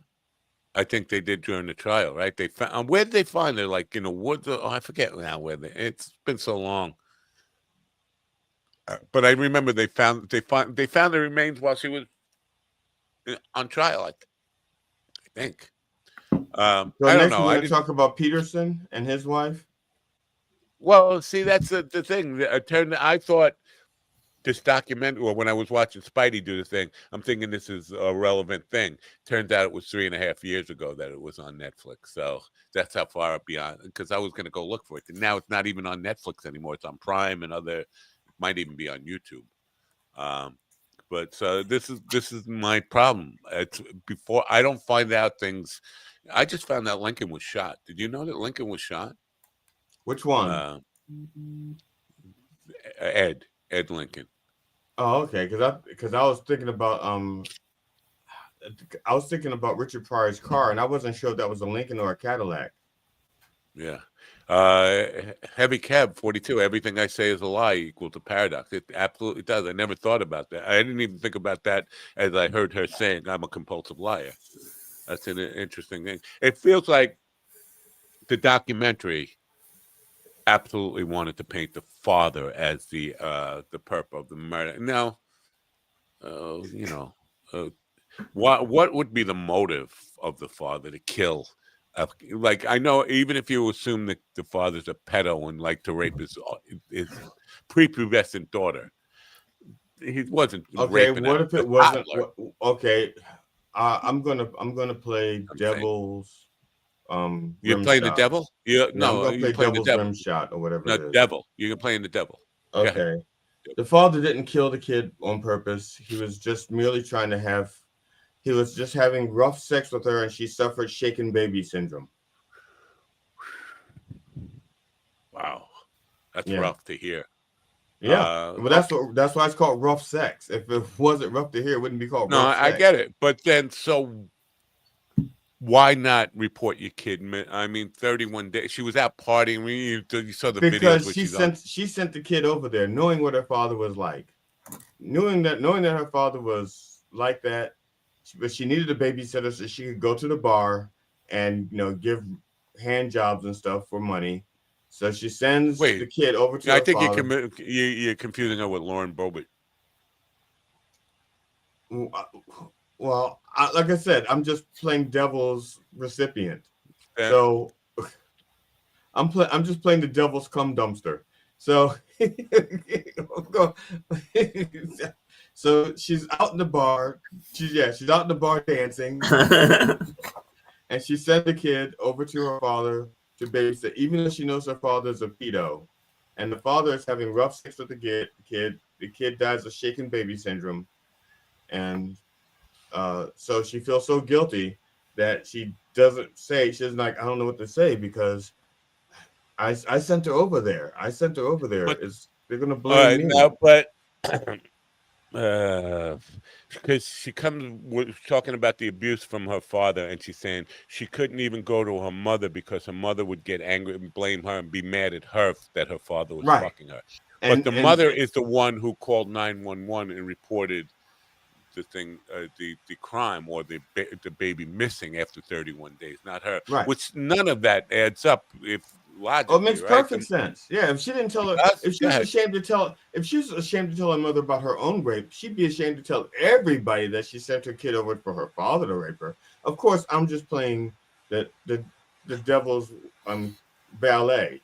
So the nicest guy said all your murder references are 10 plus years old. Actually, 10 plus. The plus is the because I think that was 2005. Well, that's when the case was. I don't know. The situation was. I mean, the court case was 2005, probably 2003 or something. So that's 22 years ago. So what happened to Kaylee? Did she ever grow up to be? Because she would be like 20-something years old now, right? So did she get a degree? What happened to her? Did she ever recover from this? Did therapy help? I'm just concerned about Kaylee. I would like to know what happened. Did the book? I just want to say I agree with everything Blind Mike has ever said about you. Because that was not fun. That was not funny at all. Not funny. Not funny at all. But knowing you're going to try again.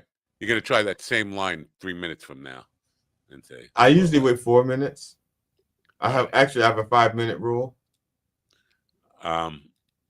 So now and I'll get off Spidey. He always starts. I forgot what the fuck you're talking about. I forgot there's a Spidey guy involved. He always starts by saying, "My name is Spidey," and like that's not your name, dude. Did your mother and father name you Spidey? Is he always just shooting webs everywhere? Well, that's because he has a congenital cum condition. Instead of sperm, he shot webs. Yeah, he's from Ontario. You ever see Spider Babe, Ron? You ever see the movie Spider Babe? You know what gets me? He says he pronounces his T's really hard T's in his. Hit that subscribe button. I can't even do it. Like in New York, it's button. But button. Anyway, Spidey. You would think a guy who was about exposing truth and all this stuff would tell you his real name, Spidey. And it just seems weird for even a mentalist name. Like, what were you? You had a Spider-Man fetish when you were a kid? How'd you come up with Spidey? Have you listened to GD's new podcast? I couldn't sleep last night, so I started listening, and I was out in less than 5 minutes. I highly recommend it for insomniacs. Casey download it. Yes, Casey Anthony should subscribe. Then is what you're saying, because she doesn't sleep. She's got nightmares. I don't know if we covered that. So in the movie Spider Babe, the woman was bitten by a radioactive spider, and she could shoot webs from her vagina. Yeah, it was a pretty. I think we movie. covered that. The woman who wanted to have me be her sugar baby, she was 80 something. She was shooting webs from her vagina, but I managed to escape and dodge them. Actually, so the other thing I highly recommend not watching Spider Babe. It's a really bad movie. Yeah, no. Is that a porn movie? Because I never even heard of it. It is a porn movie. Yeah, it is a porn movie. I'm not going to mention Eric by name, but there was this guy was a comic. He's still a comedian in the Baltimore area. His name is Eric something. It starts with a W, Eric Woody or something. I can't remember his last name. But he had said he was going to have me on this podcast, and we were going to discuss. They talk about bad movies, and so the bad movie we were supposed to talk about was Spider Babe. So I had to watch Spider Babe, and then he never had me on the show. And so I will forever, even though I'm the one that recommended Spider Babe, I didn't have to watch it again, but I watched it again just so I could be on the podcast. And I'm bitter. I'm sorry, are you still talking? Yeah, 10 years later. I'm bitter. No, I couldn't tell. It just sounded like droning. It sounded like a drone. Yes. And you should watch out because we know what happens with drones and stuff. People get blown up. I lost my drone in the trees that no longer exist, and I'll say here. I just want to, if I can, just play just a second of this.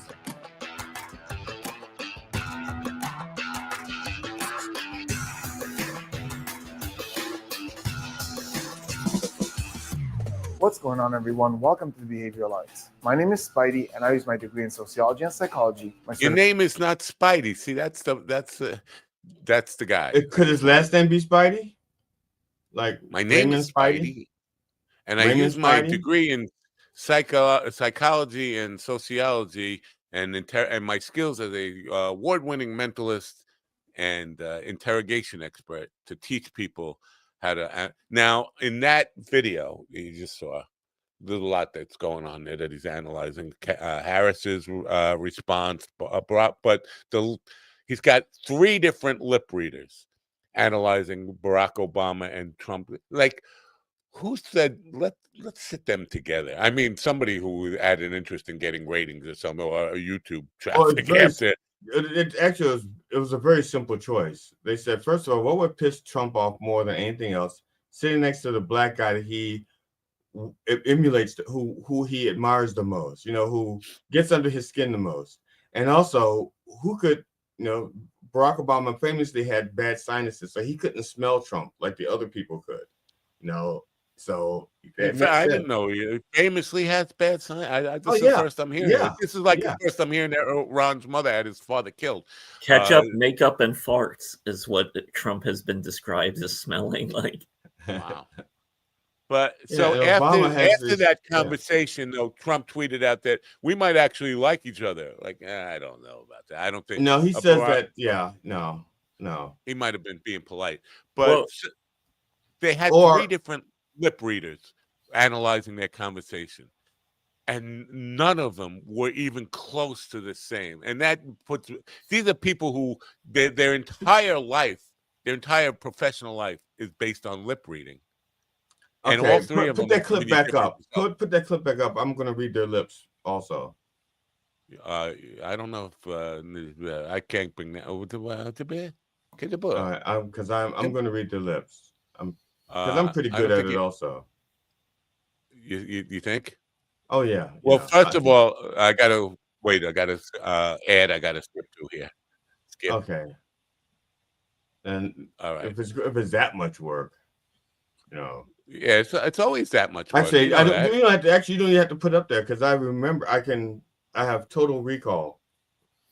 Okay, go ahead. Here it is, and now I have to start. Right. What's going on, everybody? My name. What's going on, everyone? Okay, Barack says. So it seems like everyone you know is on Epstein's list. Go ahead, play. Trump goes, I know you're not on the list. And the Baraka. What's going on, everyone? I know Welcome better. to Behavioral Lights. My name is Spidey, and I use my degree in sociology and psychology, my certification in criminal interrogation and body language analysis, and over 10 years' experience as an award-winning mentalist to teach people behavioral analysis and practical psychology on stages and television shows all over the world. All 5 living U.S. presidents were in attendance, just like... All right. There's no actual... Where's the actual footage of the... Oh, that's the lip reader guy. Let's see. Can we... Getting alongness going on right here. Obama's leaning into Trump, which he rarely does to people. For him to lean into someone, especially when there's such closeness between them, they're like 12 inches apart from each other. Oh, stop that. Stop it. Okay, they're at a funeral. They don't want to talk normal, so you're going to lean in so you don't have to talk as loud. Stop being such a stupid analyst. That's so fucking stupid. Read the room, man. Read the room. They're at a fucking funeral. Of course he's going to lean in. That's etiquette. Read the fucking room. Next. There's a bunch of things that go on there. First of all, Bush doesn't say hello to anybody, but he gives Barack Obama a belly tap. Walking past. Well, he probably hugged Michelle because Michelle and him have a they had a fondness for each other. He said hello to Michelle. He just said hello, but then he gave Barack a little belly tap. Okay, I don't know. The belly tap is Michelle. You talk about W. Bush, right? He's very fond. Yeah. He is very fond of Michelle. Well, actually, he likes black women anyway. He really likes black women with good arms. Like he really had a thing for Rice, Condoleezza Rice. Yeah, he really liked her. Nicest guy who is Evil's twin brother. They said they'll watch the exact same video. The Spidey video or the actual video of the funeral thing. It's interesting. I'm a little worried about me watching the same stuff that the nicest guy is watching. I'm worried about me having to watch it now. Yeah, Spidey freak. I watch Spidey a lot. I mean, it's got some good stuff on that channel. Hey, I sent you I sent out another movie poster I made for Matt too. You did. What is this? Somebody saying. Was it about Casey Anthony? No, it's still it's Spider Babe. I sent that one, and there's another one that's there. It goes. Who's the actress? Spider Babe. That was using Nano Banana. Oh, Nano Banana. Nano, yeah. Not Blazing Nana. Nano Banana. What a stupid name for an AI app. Yeah, no, I totally. I'm into the Spidey stuff, the body language stuff, and I think for the most part, he's pretty good, and he does a great job of not showing any political bias on any of this stuff. Like he's right down the middle. You can't tell if this guy is Republican, Democrat. He's Canadian actually, but you can't tell where his bias lies. But the lip reading stuff, I'm totally against the whole concept of lip readers now, because you get 3 people who base their entire professional existence on lip reading, and they all came up with not even close to the same thing. So that basically says the whole thing should be never. So you're saying the 3 years that I spent watching pornos learning lip reading isn't going to help me? Pussy lips. Which lips are you focusing on, Ron? Yeah. Which lips? All lips. Okay, yeah, just going, since everybody wants to know about Spider Babe, Misty Monday was she was the star of Spider Babe. Aaron Brown played Patricia Porker. Susan McCoppin played Lucinda Knox. I wanted to know who was the chick. The chick looked like Charo. That's why I was asking. Like, did Charo come out of me? I mean, Charo's got to be like 90 years old now, right? Is she even still alive? You remember Charo? They called her Charo because the Gucci she was in girl. a choir. Yeah, she's the one that go on shows and go Gucci, especially on Johnny Carson. I think that's the reason why he had her on there, so she could go coochie coochie. But she was a very good guitarist. And yeah, she was, and she was married to she was another one of these some guy named Kugat or something. Kugat. Xavier Kugat, who was 60 years older. Yeah, he was one of these another one of these money grabbers, right? Just marry an old dude, wait for him to die, kind of like Melania Trump. Just marry her, but sometimes they hang on there. Like she does not have a death date next to her name. Just that she was born January 15th, 1951. 61? 51. So 51. All right. So, she's 8 years older than you. Yes. Wow. So she wouldn't be dead. She's only 74 or something. Yeah, she's 74, 35. Yeah, they would always roll her out on any 80s TV show. Yeah. Love Boat. Yeah. There's a YouTube video of one of her electrifying live performances. I went to see Andre Segovia at Westbury Music Fair when he was good. He's good. He was like 99 when I went to see him, and at that time he had a 25-year-old wife, and he was 99. He just gave his wife just gave birth to their first son, and I was like 99, and you have that's how you get out of not. That's how you responsibly get out of not being there for your kid. Really, I mean, he had two beautiful like Playboy bunnies walk him out onto stage. They had to hold him up, walk him onto the stage, sit him down, put the guitar in his hands, had to put his hands on the guitar neck and on the strings before he started to play. And then he just like came to life and like played for an hour. That was all drama. That was all drama. Oh my God. I seen yesterday that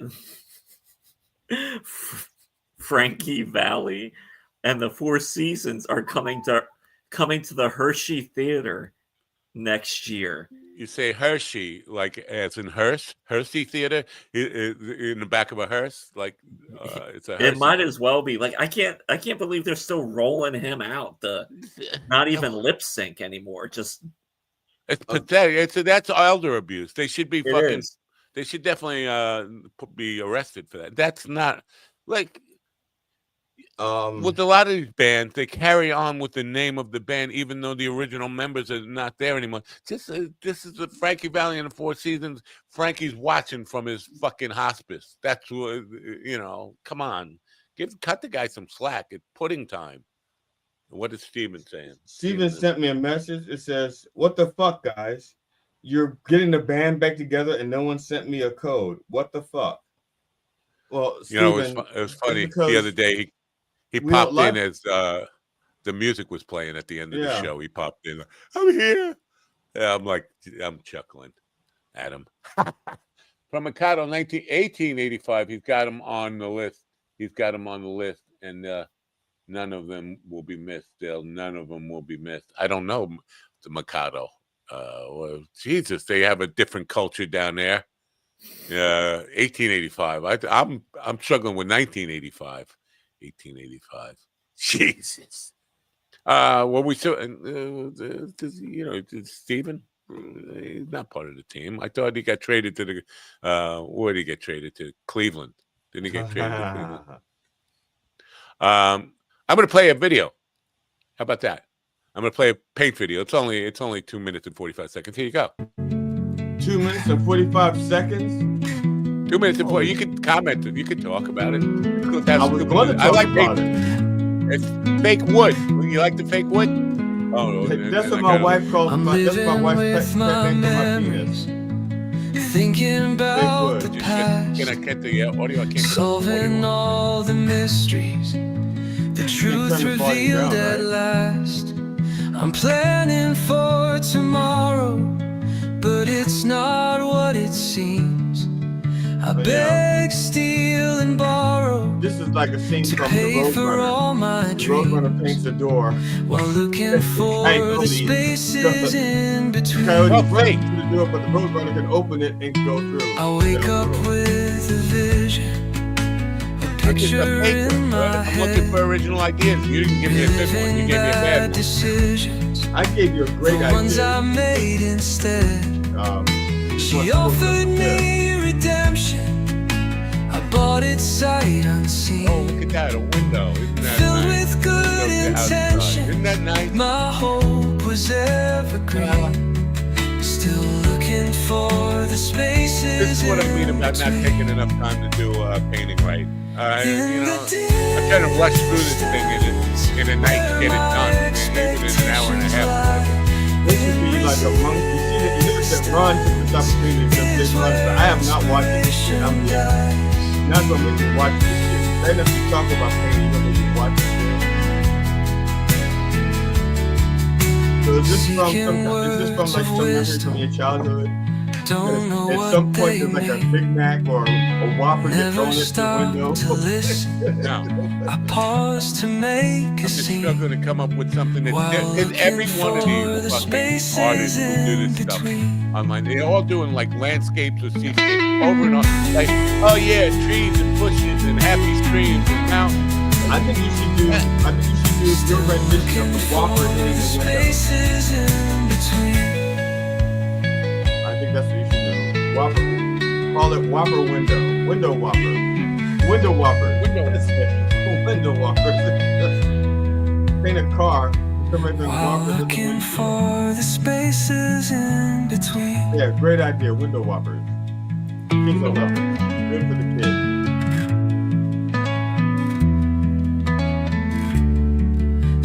I don't know why I had to have, and I was obviously thinking beer bottle, but that didn't come out looking like a beer bottle. It just looked like a bottle of milk or something. Milk of magnesia. Yeah, milk of magnesia. That's what it was. But so I'm just sick of it. Everybody's like, there's no original paintings going on at all. It's very rare to see. I gave you an original idea. You just poo-pooed it away. What was it again?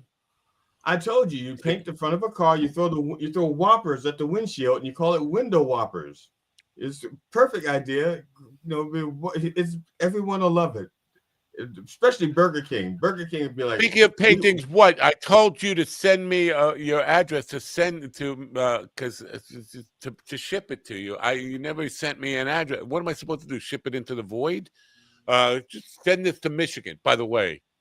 Matt, he sent you the address. He posted it right on the thing in the chat right here. He posted it. No, he didn't. Yeah, he did. Everybody knows where he lives now. Where's that? Yeah, I'm not putting it out there again. Speaking of Michigan, yeah. Mark Farner, who we were talking about before, Grand Funk Railroad, the guy who GD hates with a passion. No, I don't hate Mark Furman. I do not hate Mark Furman. I don't like what he did in the OJ trial. I didn't say Mark Furman. I said Mark Farner. I heard you say Mark Furman. No, you said Mark Knopfler. I said Mark Farner. Mark Furman. I know. I said. All right. So wait a minute. He's got this. He's talking about eating beaver, and I think it's a Michigan thing because there are no beavers on Long Island. I don't think we have beavers yet. But he's talking about smoked beaver. No, y'all don't call them beavers on Long Island. Y'all call them cum dumpsters. Well, I don't know if you've tasted my wife's beaver, but all the neighbors say it's delicious. Did she have a stuff last night? See, this is the thing. Smoked beaver. He says it's red meat. It's like filled with iron, and. What was that? I got a batang. Did you hear my batang? What was that? Go ahead. I got a batang. Oh, that was probably on Facebook, my batang. John sending me. All right, I got his address now. See, that's how you send me an address. Now I will send the painting out. But yeah, beaver, I like. People say it tastes like chicken. Actually, I don't know. I would suspect that beaver tastes more like elk or. Something like that. I would suspect. Is it like a river rat? I'm sorry, John, but I mean, it really is. It's like because beavers eat grass all day, right? Beavers, okay. Rats wish they could do what beavers do. I think they're so neat. You ever watch a beaver cut down? You chew up a tree. He stops every few seconds to see if the tree is falling. He goes, and this that you don't want. I mean, the animal. Ooh, it's I hate to think about it in these terms, but so the animal like beef actually just lives on grass, right? That's all they eat is fucking grass. So what some do, some have oats. Some are just fed whatever. Yeah, like some cows are fed other cows. That's where mad cow disease came from. Seriously, you're fucking with me. I know. Beef? Mad cow disease came because farmers would have the occasional dead cow that wasn't suitable for human consumption. They'd grind it up and feed it back to the other cows. Grind it up. So yeah. See now, because I'm thinking, what do beavers eat? Beavers, what they don't eat wood. They bite on wood. They make dams out of wood. But what do they eat? They eat. Then fish, why are they right? chewing up the tree? Fish, I think, small critters. So what would and that makes them rich in iron? Because this is what Farner was saying. They were the most rich women. He said women especially. Maybe they eat crayfish. I don't know. Let me see. I don't know. What do beavers eat? Now ask beaver. I think it's small, like small fish. Yeah. Anyway, yeah. So, eating people. There's a lot of things like animals and stuff that go for. All right, beavers are herbivores. Herbivores. So yeah, so they eat plants mainly. They eat herbs. Yep. So what would make that rich in iron? See, that's where the disconnect is. That he said, according and now Farner. Let's be honest here. Farner's a dope. He's one of these 432 guys. Oh, you got to tune down to 432. Like, beavers, they cut down trees for both food and building their dams and lodges. The main reason they chew wood is to access the nutritious cabium layer and to keep their teeth filed down. This is how we maintain our high rating in science. We got Ron on here with the beaver research, beaver researcher. True about mad cows. Don't feed cows McDonald's. Here's a common misconception with beavers, everybody. Many people believe beavers eat wood or fish. They do not eat fish, and while they chew on wood, they mainly eat the inner bark, the cabium, not the hard outer wood itself. But that's still wood. It's still eating wood. That's like saying I don't eat cow, just the beef, just the meaty part. Yeah, I just eat the beef. I just eat the part under the skin. I don't eat the whole cow. I don't eat beef. I hate to ever agree with GD, but I think he's right about that. And it says here that beef tastes like beaver tastes like pork or beef. No, beef tastes like chicken. Chicken tastes like beaver. Some say it resembles rabbit meat, but is richer. But rabbit have you ever eaten rabbit? Yes. You have? Yeah. And what about duck? Have you eaten duck? Is it rabbit? Yes. Duck is greasy as fuck, right? I don't know. It depends on how it's prepared. If it's prepared wrong, yes, it is greasy as fuck. See, being around ducks my whole life, I would never want to eat a duck. They're fucking dirty animals. They're just dirty. But Long Island duck is a big, here it's like, yeah, I gotta have the duck. I thought Long Island duck was a sex maneuver. That's actually a food dish. I think you're thinking of Long Island iced tea. That's a precursor. That's your first move. Oh, okay. Give 4 Long Island iced teas, and then so you do the Long Island iced tea, and then you do the Long Island duck. Once you've had enough iced tea, then you get the Long Island duck.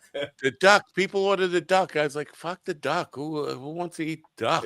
So Long Island duck is when you do doggy style, but your partner goes quack quack quack. Bird flu almost wiped out the Long Island duck industry. Bird flu. Bird flu. Duck flu. Oh, okay. I thought that was a guy.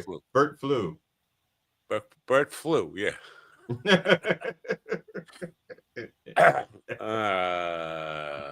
Let's get out of here. Well, what am I even doing here?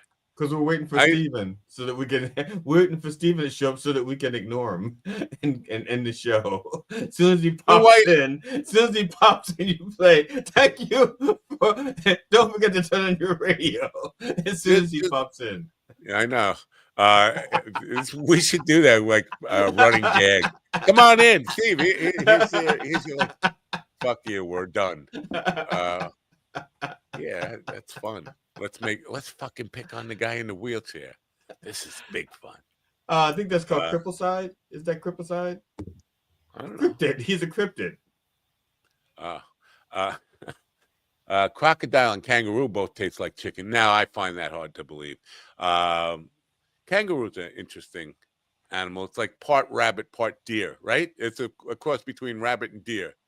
That's what a kangaroo is. It's somewhere along the line a rabbit and deer fuck and end up with a kangaroo. Yeah, but it was a male rabbit. What is perverted Ron sending me now? Stuffing my He's sending you the video of the rabbit and deer making. Why don't you just post? Can you not just post this stuff? Well, it runs in. I can. It's. See, that's what. Because the audience would. He can't post it because he's doing it on his work computer. Oh, that makes sense. Did you guys get a year in review from Facebook? Like a urine review? Year in review. Yeah, year end review. No, yeah. The doctor told me my urine tastes like Corona beer. So, somehow Facebook accessed all the photos on my phone because it wasn't stuff I uploaded, and they put it into a montage. You probably gave them permission like 19 years ago and just forgot. Could have been, yeah. But one of the pictures my ex-wife sent me, it was from her sister's wedding in 1987, 88 or something like this.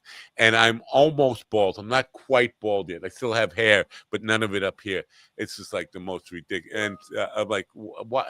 How did this? And then Facebook goes and publishes that in my year in review thing. And so now everybody sees 1987 Matt with his fucking hair on the side. Now, my question is, did it post it without permission? Did it show you the pictures? Because it doesn't seem like they can just post pictures out of your phone. I mean, I can see them showing you a preview and like putting a preview out there and says no one will see these pictures unless you share. I get that. I don't remember ever giving a permission for it, but it's possible I could have just said, yeah, sure, whatever. Because I could be in serious trouble if it just posted pictures from my phone onto the. Earlier you said I've been to orgies. That whatever you said after that, I like you've been to orgy. I've never been to an orgy in my life. I mean, I've been to. It was by invitation. I was invited. I didn't just crash the orgy. But the orgy. How many people? What qualifies as an orgy? Because I've been in a college dorm room where more than one couple was having sex, but it was it wasn't like a pile on, like we were all sharing 20 each other. Or 20. No, an orgy would count at anything over 4, I would say. Oh yeah, anything over 4. Like two couples. So if 2 couples, do they have to like swap? Well, technically, if you have 2 couples and they're together, that's a foursome. But then if you add another couple, then you can count that as an orgy. But they have to swap partners for there to be an orgy. Well, no, not necessarily. It all depends on the rules that are defined in an orgy. Who's writing these orgy rules? It's a social contract, Matt. See, I feel like I missed out. I want to. I don't. Life over again, I've never been to an orgy with less than 20 people. So. And was it a pile-on thing? Like No, it was more like it was almost like being in a smorgasbord where it's like where all you can eat, people. Except you don't smell the chicken, you smell Tookie. You smell ass. No, actually if they take care of themselves. I mean, what kind of orgy are you going to? It didn't it's not like I've watched orgies, but I've never participated in them. Watched orgies. Now, the weirdest and most unsettling thing I'd ever experienced was I don't know if I want to admit this out public like this because I'm not. Wow, you start to say something and then you back off. Well, only because I don't. That smells like chicken. It tastes like whatever. I don't know if I don't know if my wife. I don't know if I shared this with my wife, and I don't want to share this with you guys before I share it with my wife. Nobody listens to this show. I'm sorry. Especially nobody your wife knows. She's not going to find it. Go ahead. You can tell us about how you cheated on your wife last night. Oh no, that wasn't last night. And she know I already confessed to that. She knows about that. Yeah. No, my wife does not consider me giving hand jobs for gigs cheating. She considers that part of a work transaction. My God. She considers it a work transaction. All right. So I just got an email about the this is the stupidest thing in the world. You want to know about the stupidest thing in the world? No, you don't. Go ahead. Tell me about Stephen Ortiz in the background waiting to be let into the room. A tribute, Long Island Entertainment. It was the Long Island Music Hall of Fame, but I guess music wasn't enough for them. So now it's the Long Island Entertainment and Music Hall of Fame. Right. Tribute exhibit to Everybody Loves Raymond. They've got the original set in there, and people are paying big money to go see the Everybody Loves Raymond. Is Raymond going to be there? He did. He went there. There's pictures of him signing the door, saying something about a time machine. You get to go to the set when Ray is there taking a shit. It's always scraping the bottom of the barrel for entertainment. I mean, people paying to go see the Everybody Loves Raymond set. I'm sorry. Maybe it's just me. I can't see the value. The only thing works would be like a tribute band. Only not tribute band, but tribute actors. Lookalikes doing the scene. Look, if Peter Boyle was going to be there, Peter Boyle's dead, right? Is Peter Boyle dead? That's why I said lookalikes. I believe he's dead. Yeah, if Peter Boyle was going to be there, I would go there just to see Peter Boyle. There's, Peter Boyle's like. Yeah, but if I went there, even if I'm Peter dead, Boyle Raymond. If I went there, I'd want him to do his Young Frankenstein role. I wouldn't care about the Raymond thing. To me, he's still Frankenstein, the monster. He's still the monster. There were only two things that smell like fish. Only one of them is fish. So the other, it would be beaver breath, right? Beaver breath smells like fish. What do we got here? Is that Jared from Subway? No, I made a movie poster for a romantic comedy called The Mattress of Love. What is your AI bill like? Are you spending money on these? No, this is all from the Nano. Nano's free? Nano is free.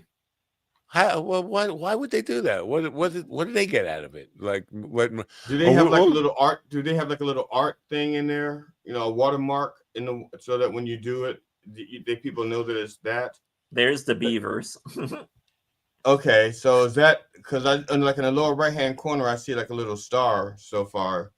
Is that in all of them? Is that their watermark? Man, you got good eyes. Holy shit! How big is your fucking monitor? I can't even see. I don't like to brag, but it's like 14 inches. That's not big enough. Actually, it's a 20-inch monitor.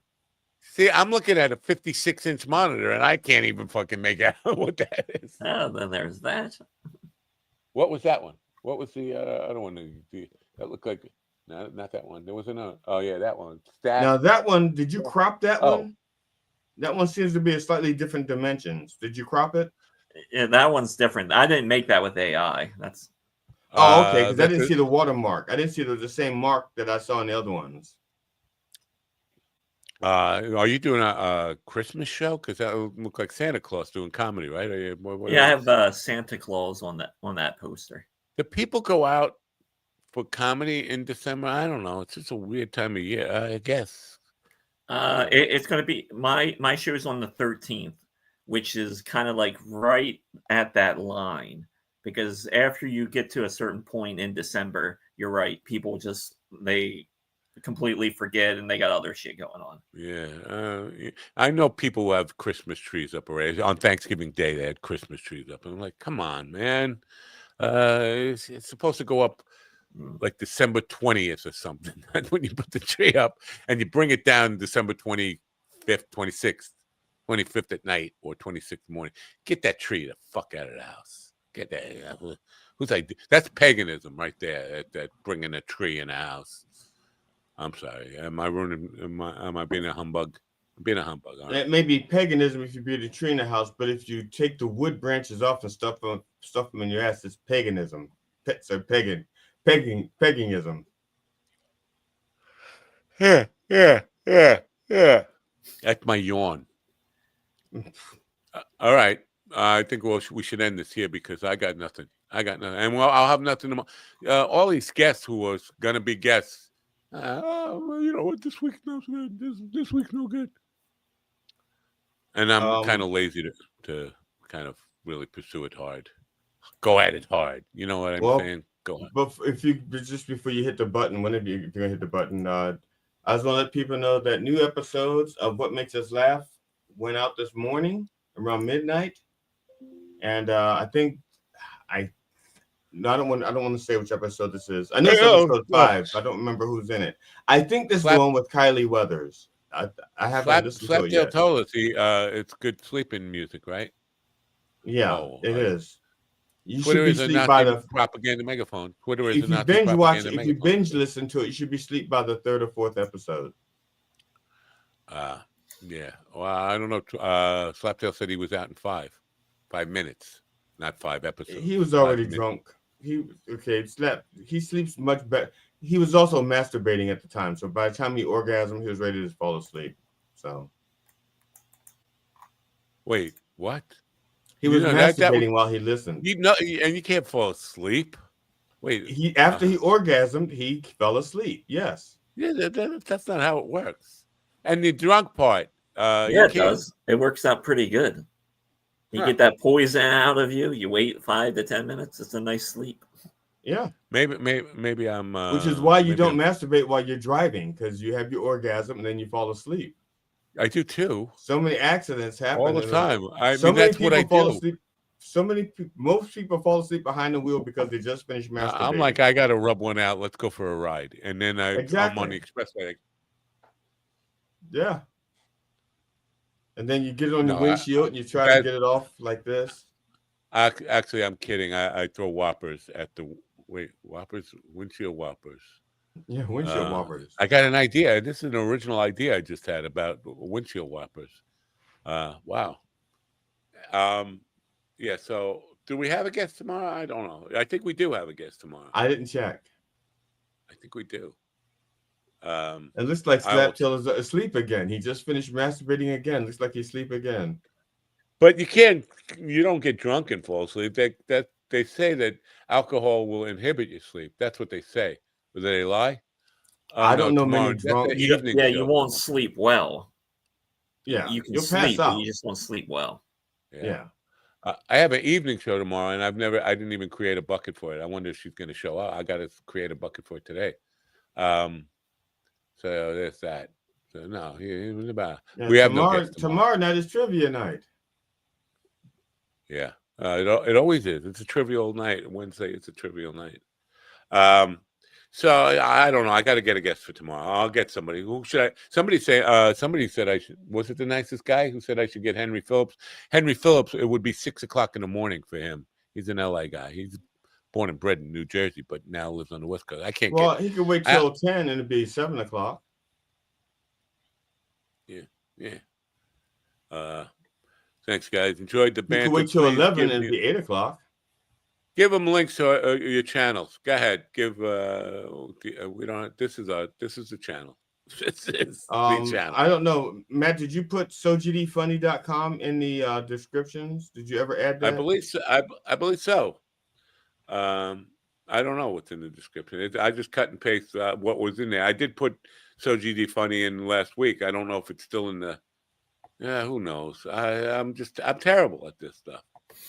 I suck at this stuff. All right then. I don't know where it would be, but I don't see it. So, where's Steven? Is he here? I don't know. I didn't send him a link. I was just fucking with him. Oh, so I can't press the button. We're waiting for Steven for me to press the button, right? I guess so. All right. I'll be here tomorrow with you. Wow. Is it going to snow again tomorrow? Is it going to snow again tomorrow, Ron? No, tomorrow I'm having some work done on my car. So. But yeah, before we got now, Stephen was talking about this. There was like a blizzard across those upper Midwest states, right, or whatever. We didn't see any snow here, but you guys got heavy snow. Heavy? No, no. It's like I enough got to ice. keep you out. Because Stephen was talking about the commute to work, and I'm like, all it takes is like an inch for me to. Now I'm not working anymore, obviously, but when I was working, all it would take was flurries for me to say, "Oh, God, I'm off today." I don't drive in snow. Yeah, it's just not even worth it, really. Yeah, and I'll work from home today. That was always for the last as long as the internet has been around. Hey, it's snowing. It's flurries. It's snowing. I'm working from home today. Well, I've always, I mean, since I was in my 30s, I've had jobs where I was like an essential worker. Well, we qualify as an essential worker. So, hell or high water, I got to be there. Yeah, essential worker. Such bullshit. You were essential worker. Well, essentially, I was working. That's I think so. Technically. What? Oh, yeah, Comcast. You can't get his hookup today. Like, it's fucking snowing. You expect a guy to go up on a pole? That's what you're talking about. Your essential working thing, right? Going up on pole. You were. I was a line tech. Yeah, so as opposed to an installer. Installers, you can reschedule, but line tech, you got to fix it when it's broken. You got to be outside going up in a bucket in a snowstorm. I think it's sometimes funny. You don't go up in the bucket. Sometimes you climb the pole with the little claws, the little gaps. I think it's funny that pizza shops got to tell people, like, if there's bad weather, we're not going to deliver your pizza. Just because you're not driving doesn't mean we're going to send our driver out there.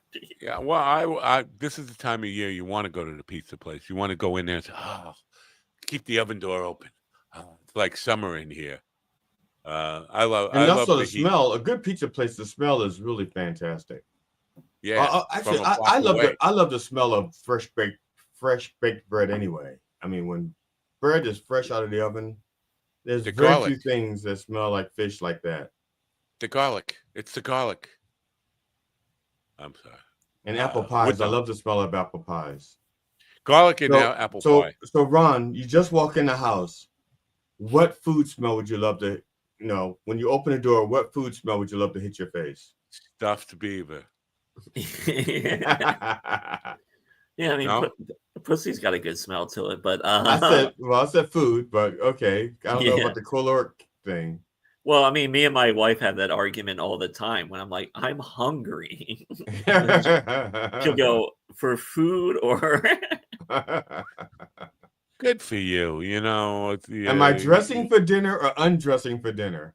That's fine. That's all good. I mean, good for you. I'm celebrating you're still alive. Yeah. But like bread's a good smell, or like chocolate chip cookies. Oh yeah, chocolate chip cookies. Oh, now you're talking my language. See, I'm a chocoholic. Yeah, oh yeah, there's no such thing as chocoholic. Yeah, me and my wife were currently on this kick. We're going around to the different grocery stores and buying their chocolate chip cookies so we can sample all of them. They're too expensive. So Matt, I know your favorite one is spinach, but after spinach, you open the door, and what food smell do you want to hit? Do you want to hit in your face? I just like the I'm going to say sauce, but for gravy for your sauce. Yeah, for your people, it's gravy. But there's nothing like a good Italian tomato sauce on the stove there. Oh, so we're gonna lasagna, ravioli. No. Let's go with the ziti. Let's go. The smell of bread and like mozzarella and all of that. Oh, that's a good smell. Yeah, you could smell a guinea from a block away. Oh, by the way, Robert Klein, I had a short where he's talking about the history of rock and roll, and it evolved from doo-wop. YouTube got offended by doo-wop. That's a bad word. You can't use wop. He's not calling me a guinea. He's not calling me a wop or dago or whatever, a grease ball. He's saying do wop. It's not do your wop. And now it'd be different if you said don't wop. I could see the negative. But do wop you were was a saying positive YouTube thing. is all about context. They're obviously not about context. You can't say wop after do. That's context. Yeah, I would see. I could see it. They said if you said it, don't say it after don't. I could see that, but do. Yeah, I think they've overstepped. I think they've lost. Dumb wop. Yeah. You know what WAP stands for, right? Oh, it's supposedly without papers. Yeah. Oh. Oh. See, well, what did you think it stood for? WAP. Now, when I was a kid, there was this joke. It went like this. It was like, have you heard of the new Italian snow tires? They go through rain. Yeah, the new Italian. They go through rain. They go through snow. When they go flat, they go wop wop wop. They go flat. Yeah. When they go flat, they go wop wop wop. They go flat. They go flat. Yeah. They go through rain. They go through snow. When they go flat, they go wop wop wop. Besides wop, you don't really hear any more Polish jokes either. There's no new ones. There are no new Polish jokes. They got first of all, I think they got supplanted by blonde jokes. Because nobody listens to it, and they're all gone anyway. They took all the Polish jokes and they just made them blonde jokes. After they said, "Do we have anything left?" That's it. Okay, now we're going to tell the same jokes, but we're going to make them blondes. Piers Morgan went on Tucker Carlson's little, podcast live, whatever it is, live stream, and they were arguing about gayness and what, according to Tucker Carlson, watching porn can make you gay. And Piers Morgan was pushing back on that. Like, no, kids are gay or have gay tendencies even before they even know porn exists. And they're going back and forth. And for some reason now, Kyle Kalinske is saying Tucker Carlson has got a bad nicotine addiction, which is why he's so insane. He does like 27 milligrams of nicotine an hour, like he's hooked.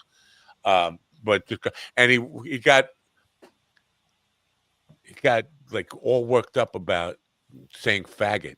He's trying to get Piers Morgan to say faggot. Say faggot, say faggot, faggot, faggot. Go say faggot. And Piers Morgan's like, I could say it. I don't want to say it. Why do you want to say it? I love saying it. I say faggot. I say faggot all the time. Like, wow. Just going off about that stuff. YouTube, whatever, doesn't give him any shit about words he says. If I say faggot, I'm in trouble. But he can. It goes in your permanent record. Yeah, but and then they were saying, well, Piers Morgan obviously uncomfortable in that moment, saying, "I don't want to say it." He should have pushed Carlson to say the N-word and with a hard R, and see how. I think people were saying Tucker Carlson would be uncomfortable with that. I said, no, he's dying to say that. He was just asking for permission. Somebody said, "Go ahead, say it." But it's just like interesting. The faggot clip with just Google it. Piers Morgan and Tucker Carlson on faggot. It'll come right up. It's in the title, I think, of the clip, if you're interested. Anyway, that's to show you, faggots. You want me to say don't forget to turn on your radio? Bye for now. No, I didn't want you to say that. Oh, wait, you didn't want me to say that? No, I thought you were going to recognize the fact that Heavy Kev, said seriously, bacon is, with bacon with Cajun is good smell. Oh, bacon and coffee. Those are the two things that will, there's nothing that beats a Long Island egg sandwich, bacon, egg, and cheese on a bagel. Nothing beats that. That's the best. That weight definitely was not worth it. All right. Okay. Don't forget to turn on your radio. You didn't want me to play that just then? Oh, you did. Oh, don't forget to turn on your radio button now. Wait, you didn't? Yeah, what?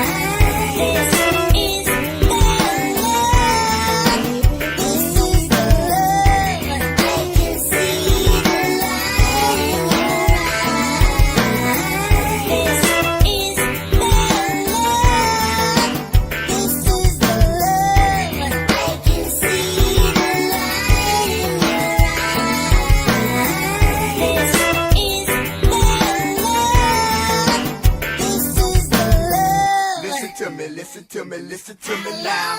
Listen to me, listen to me, listen to me now. Listen to me, listen to me, listen to me now.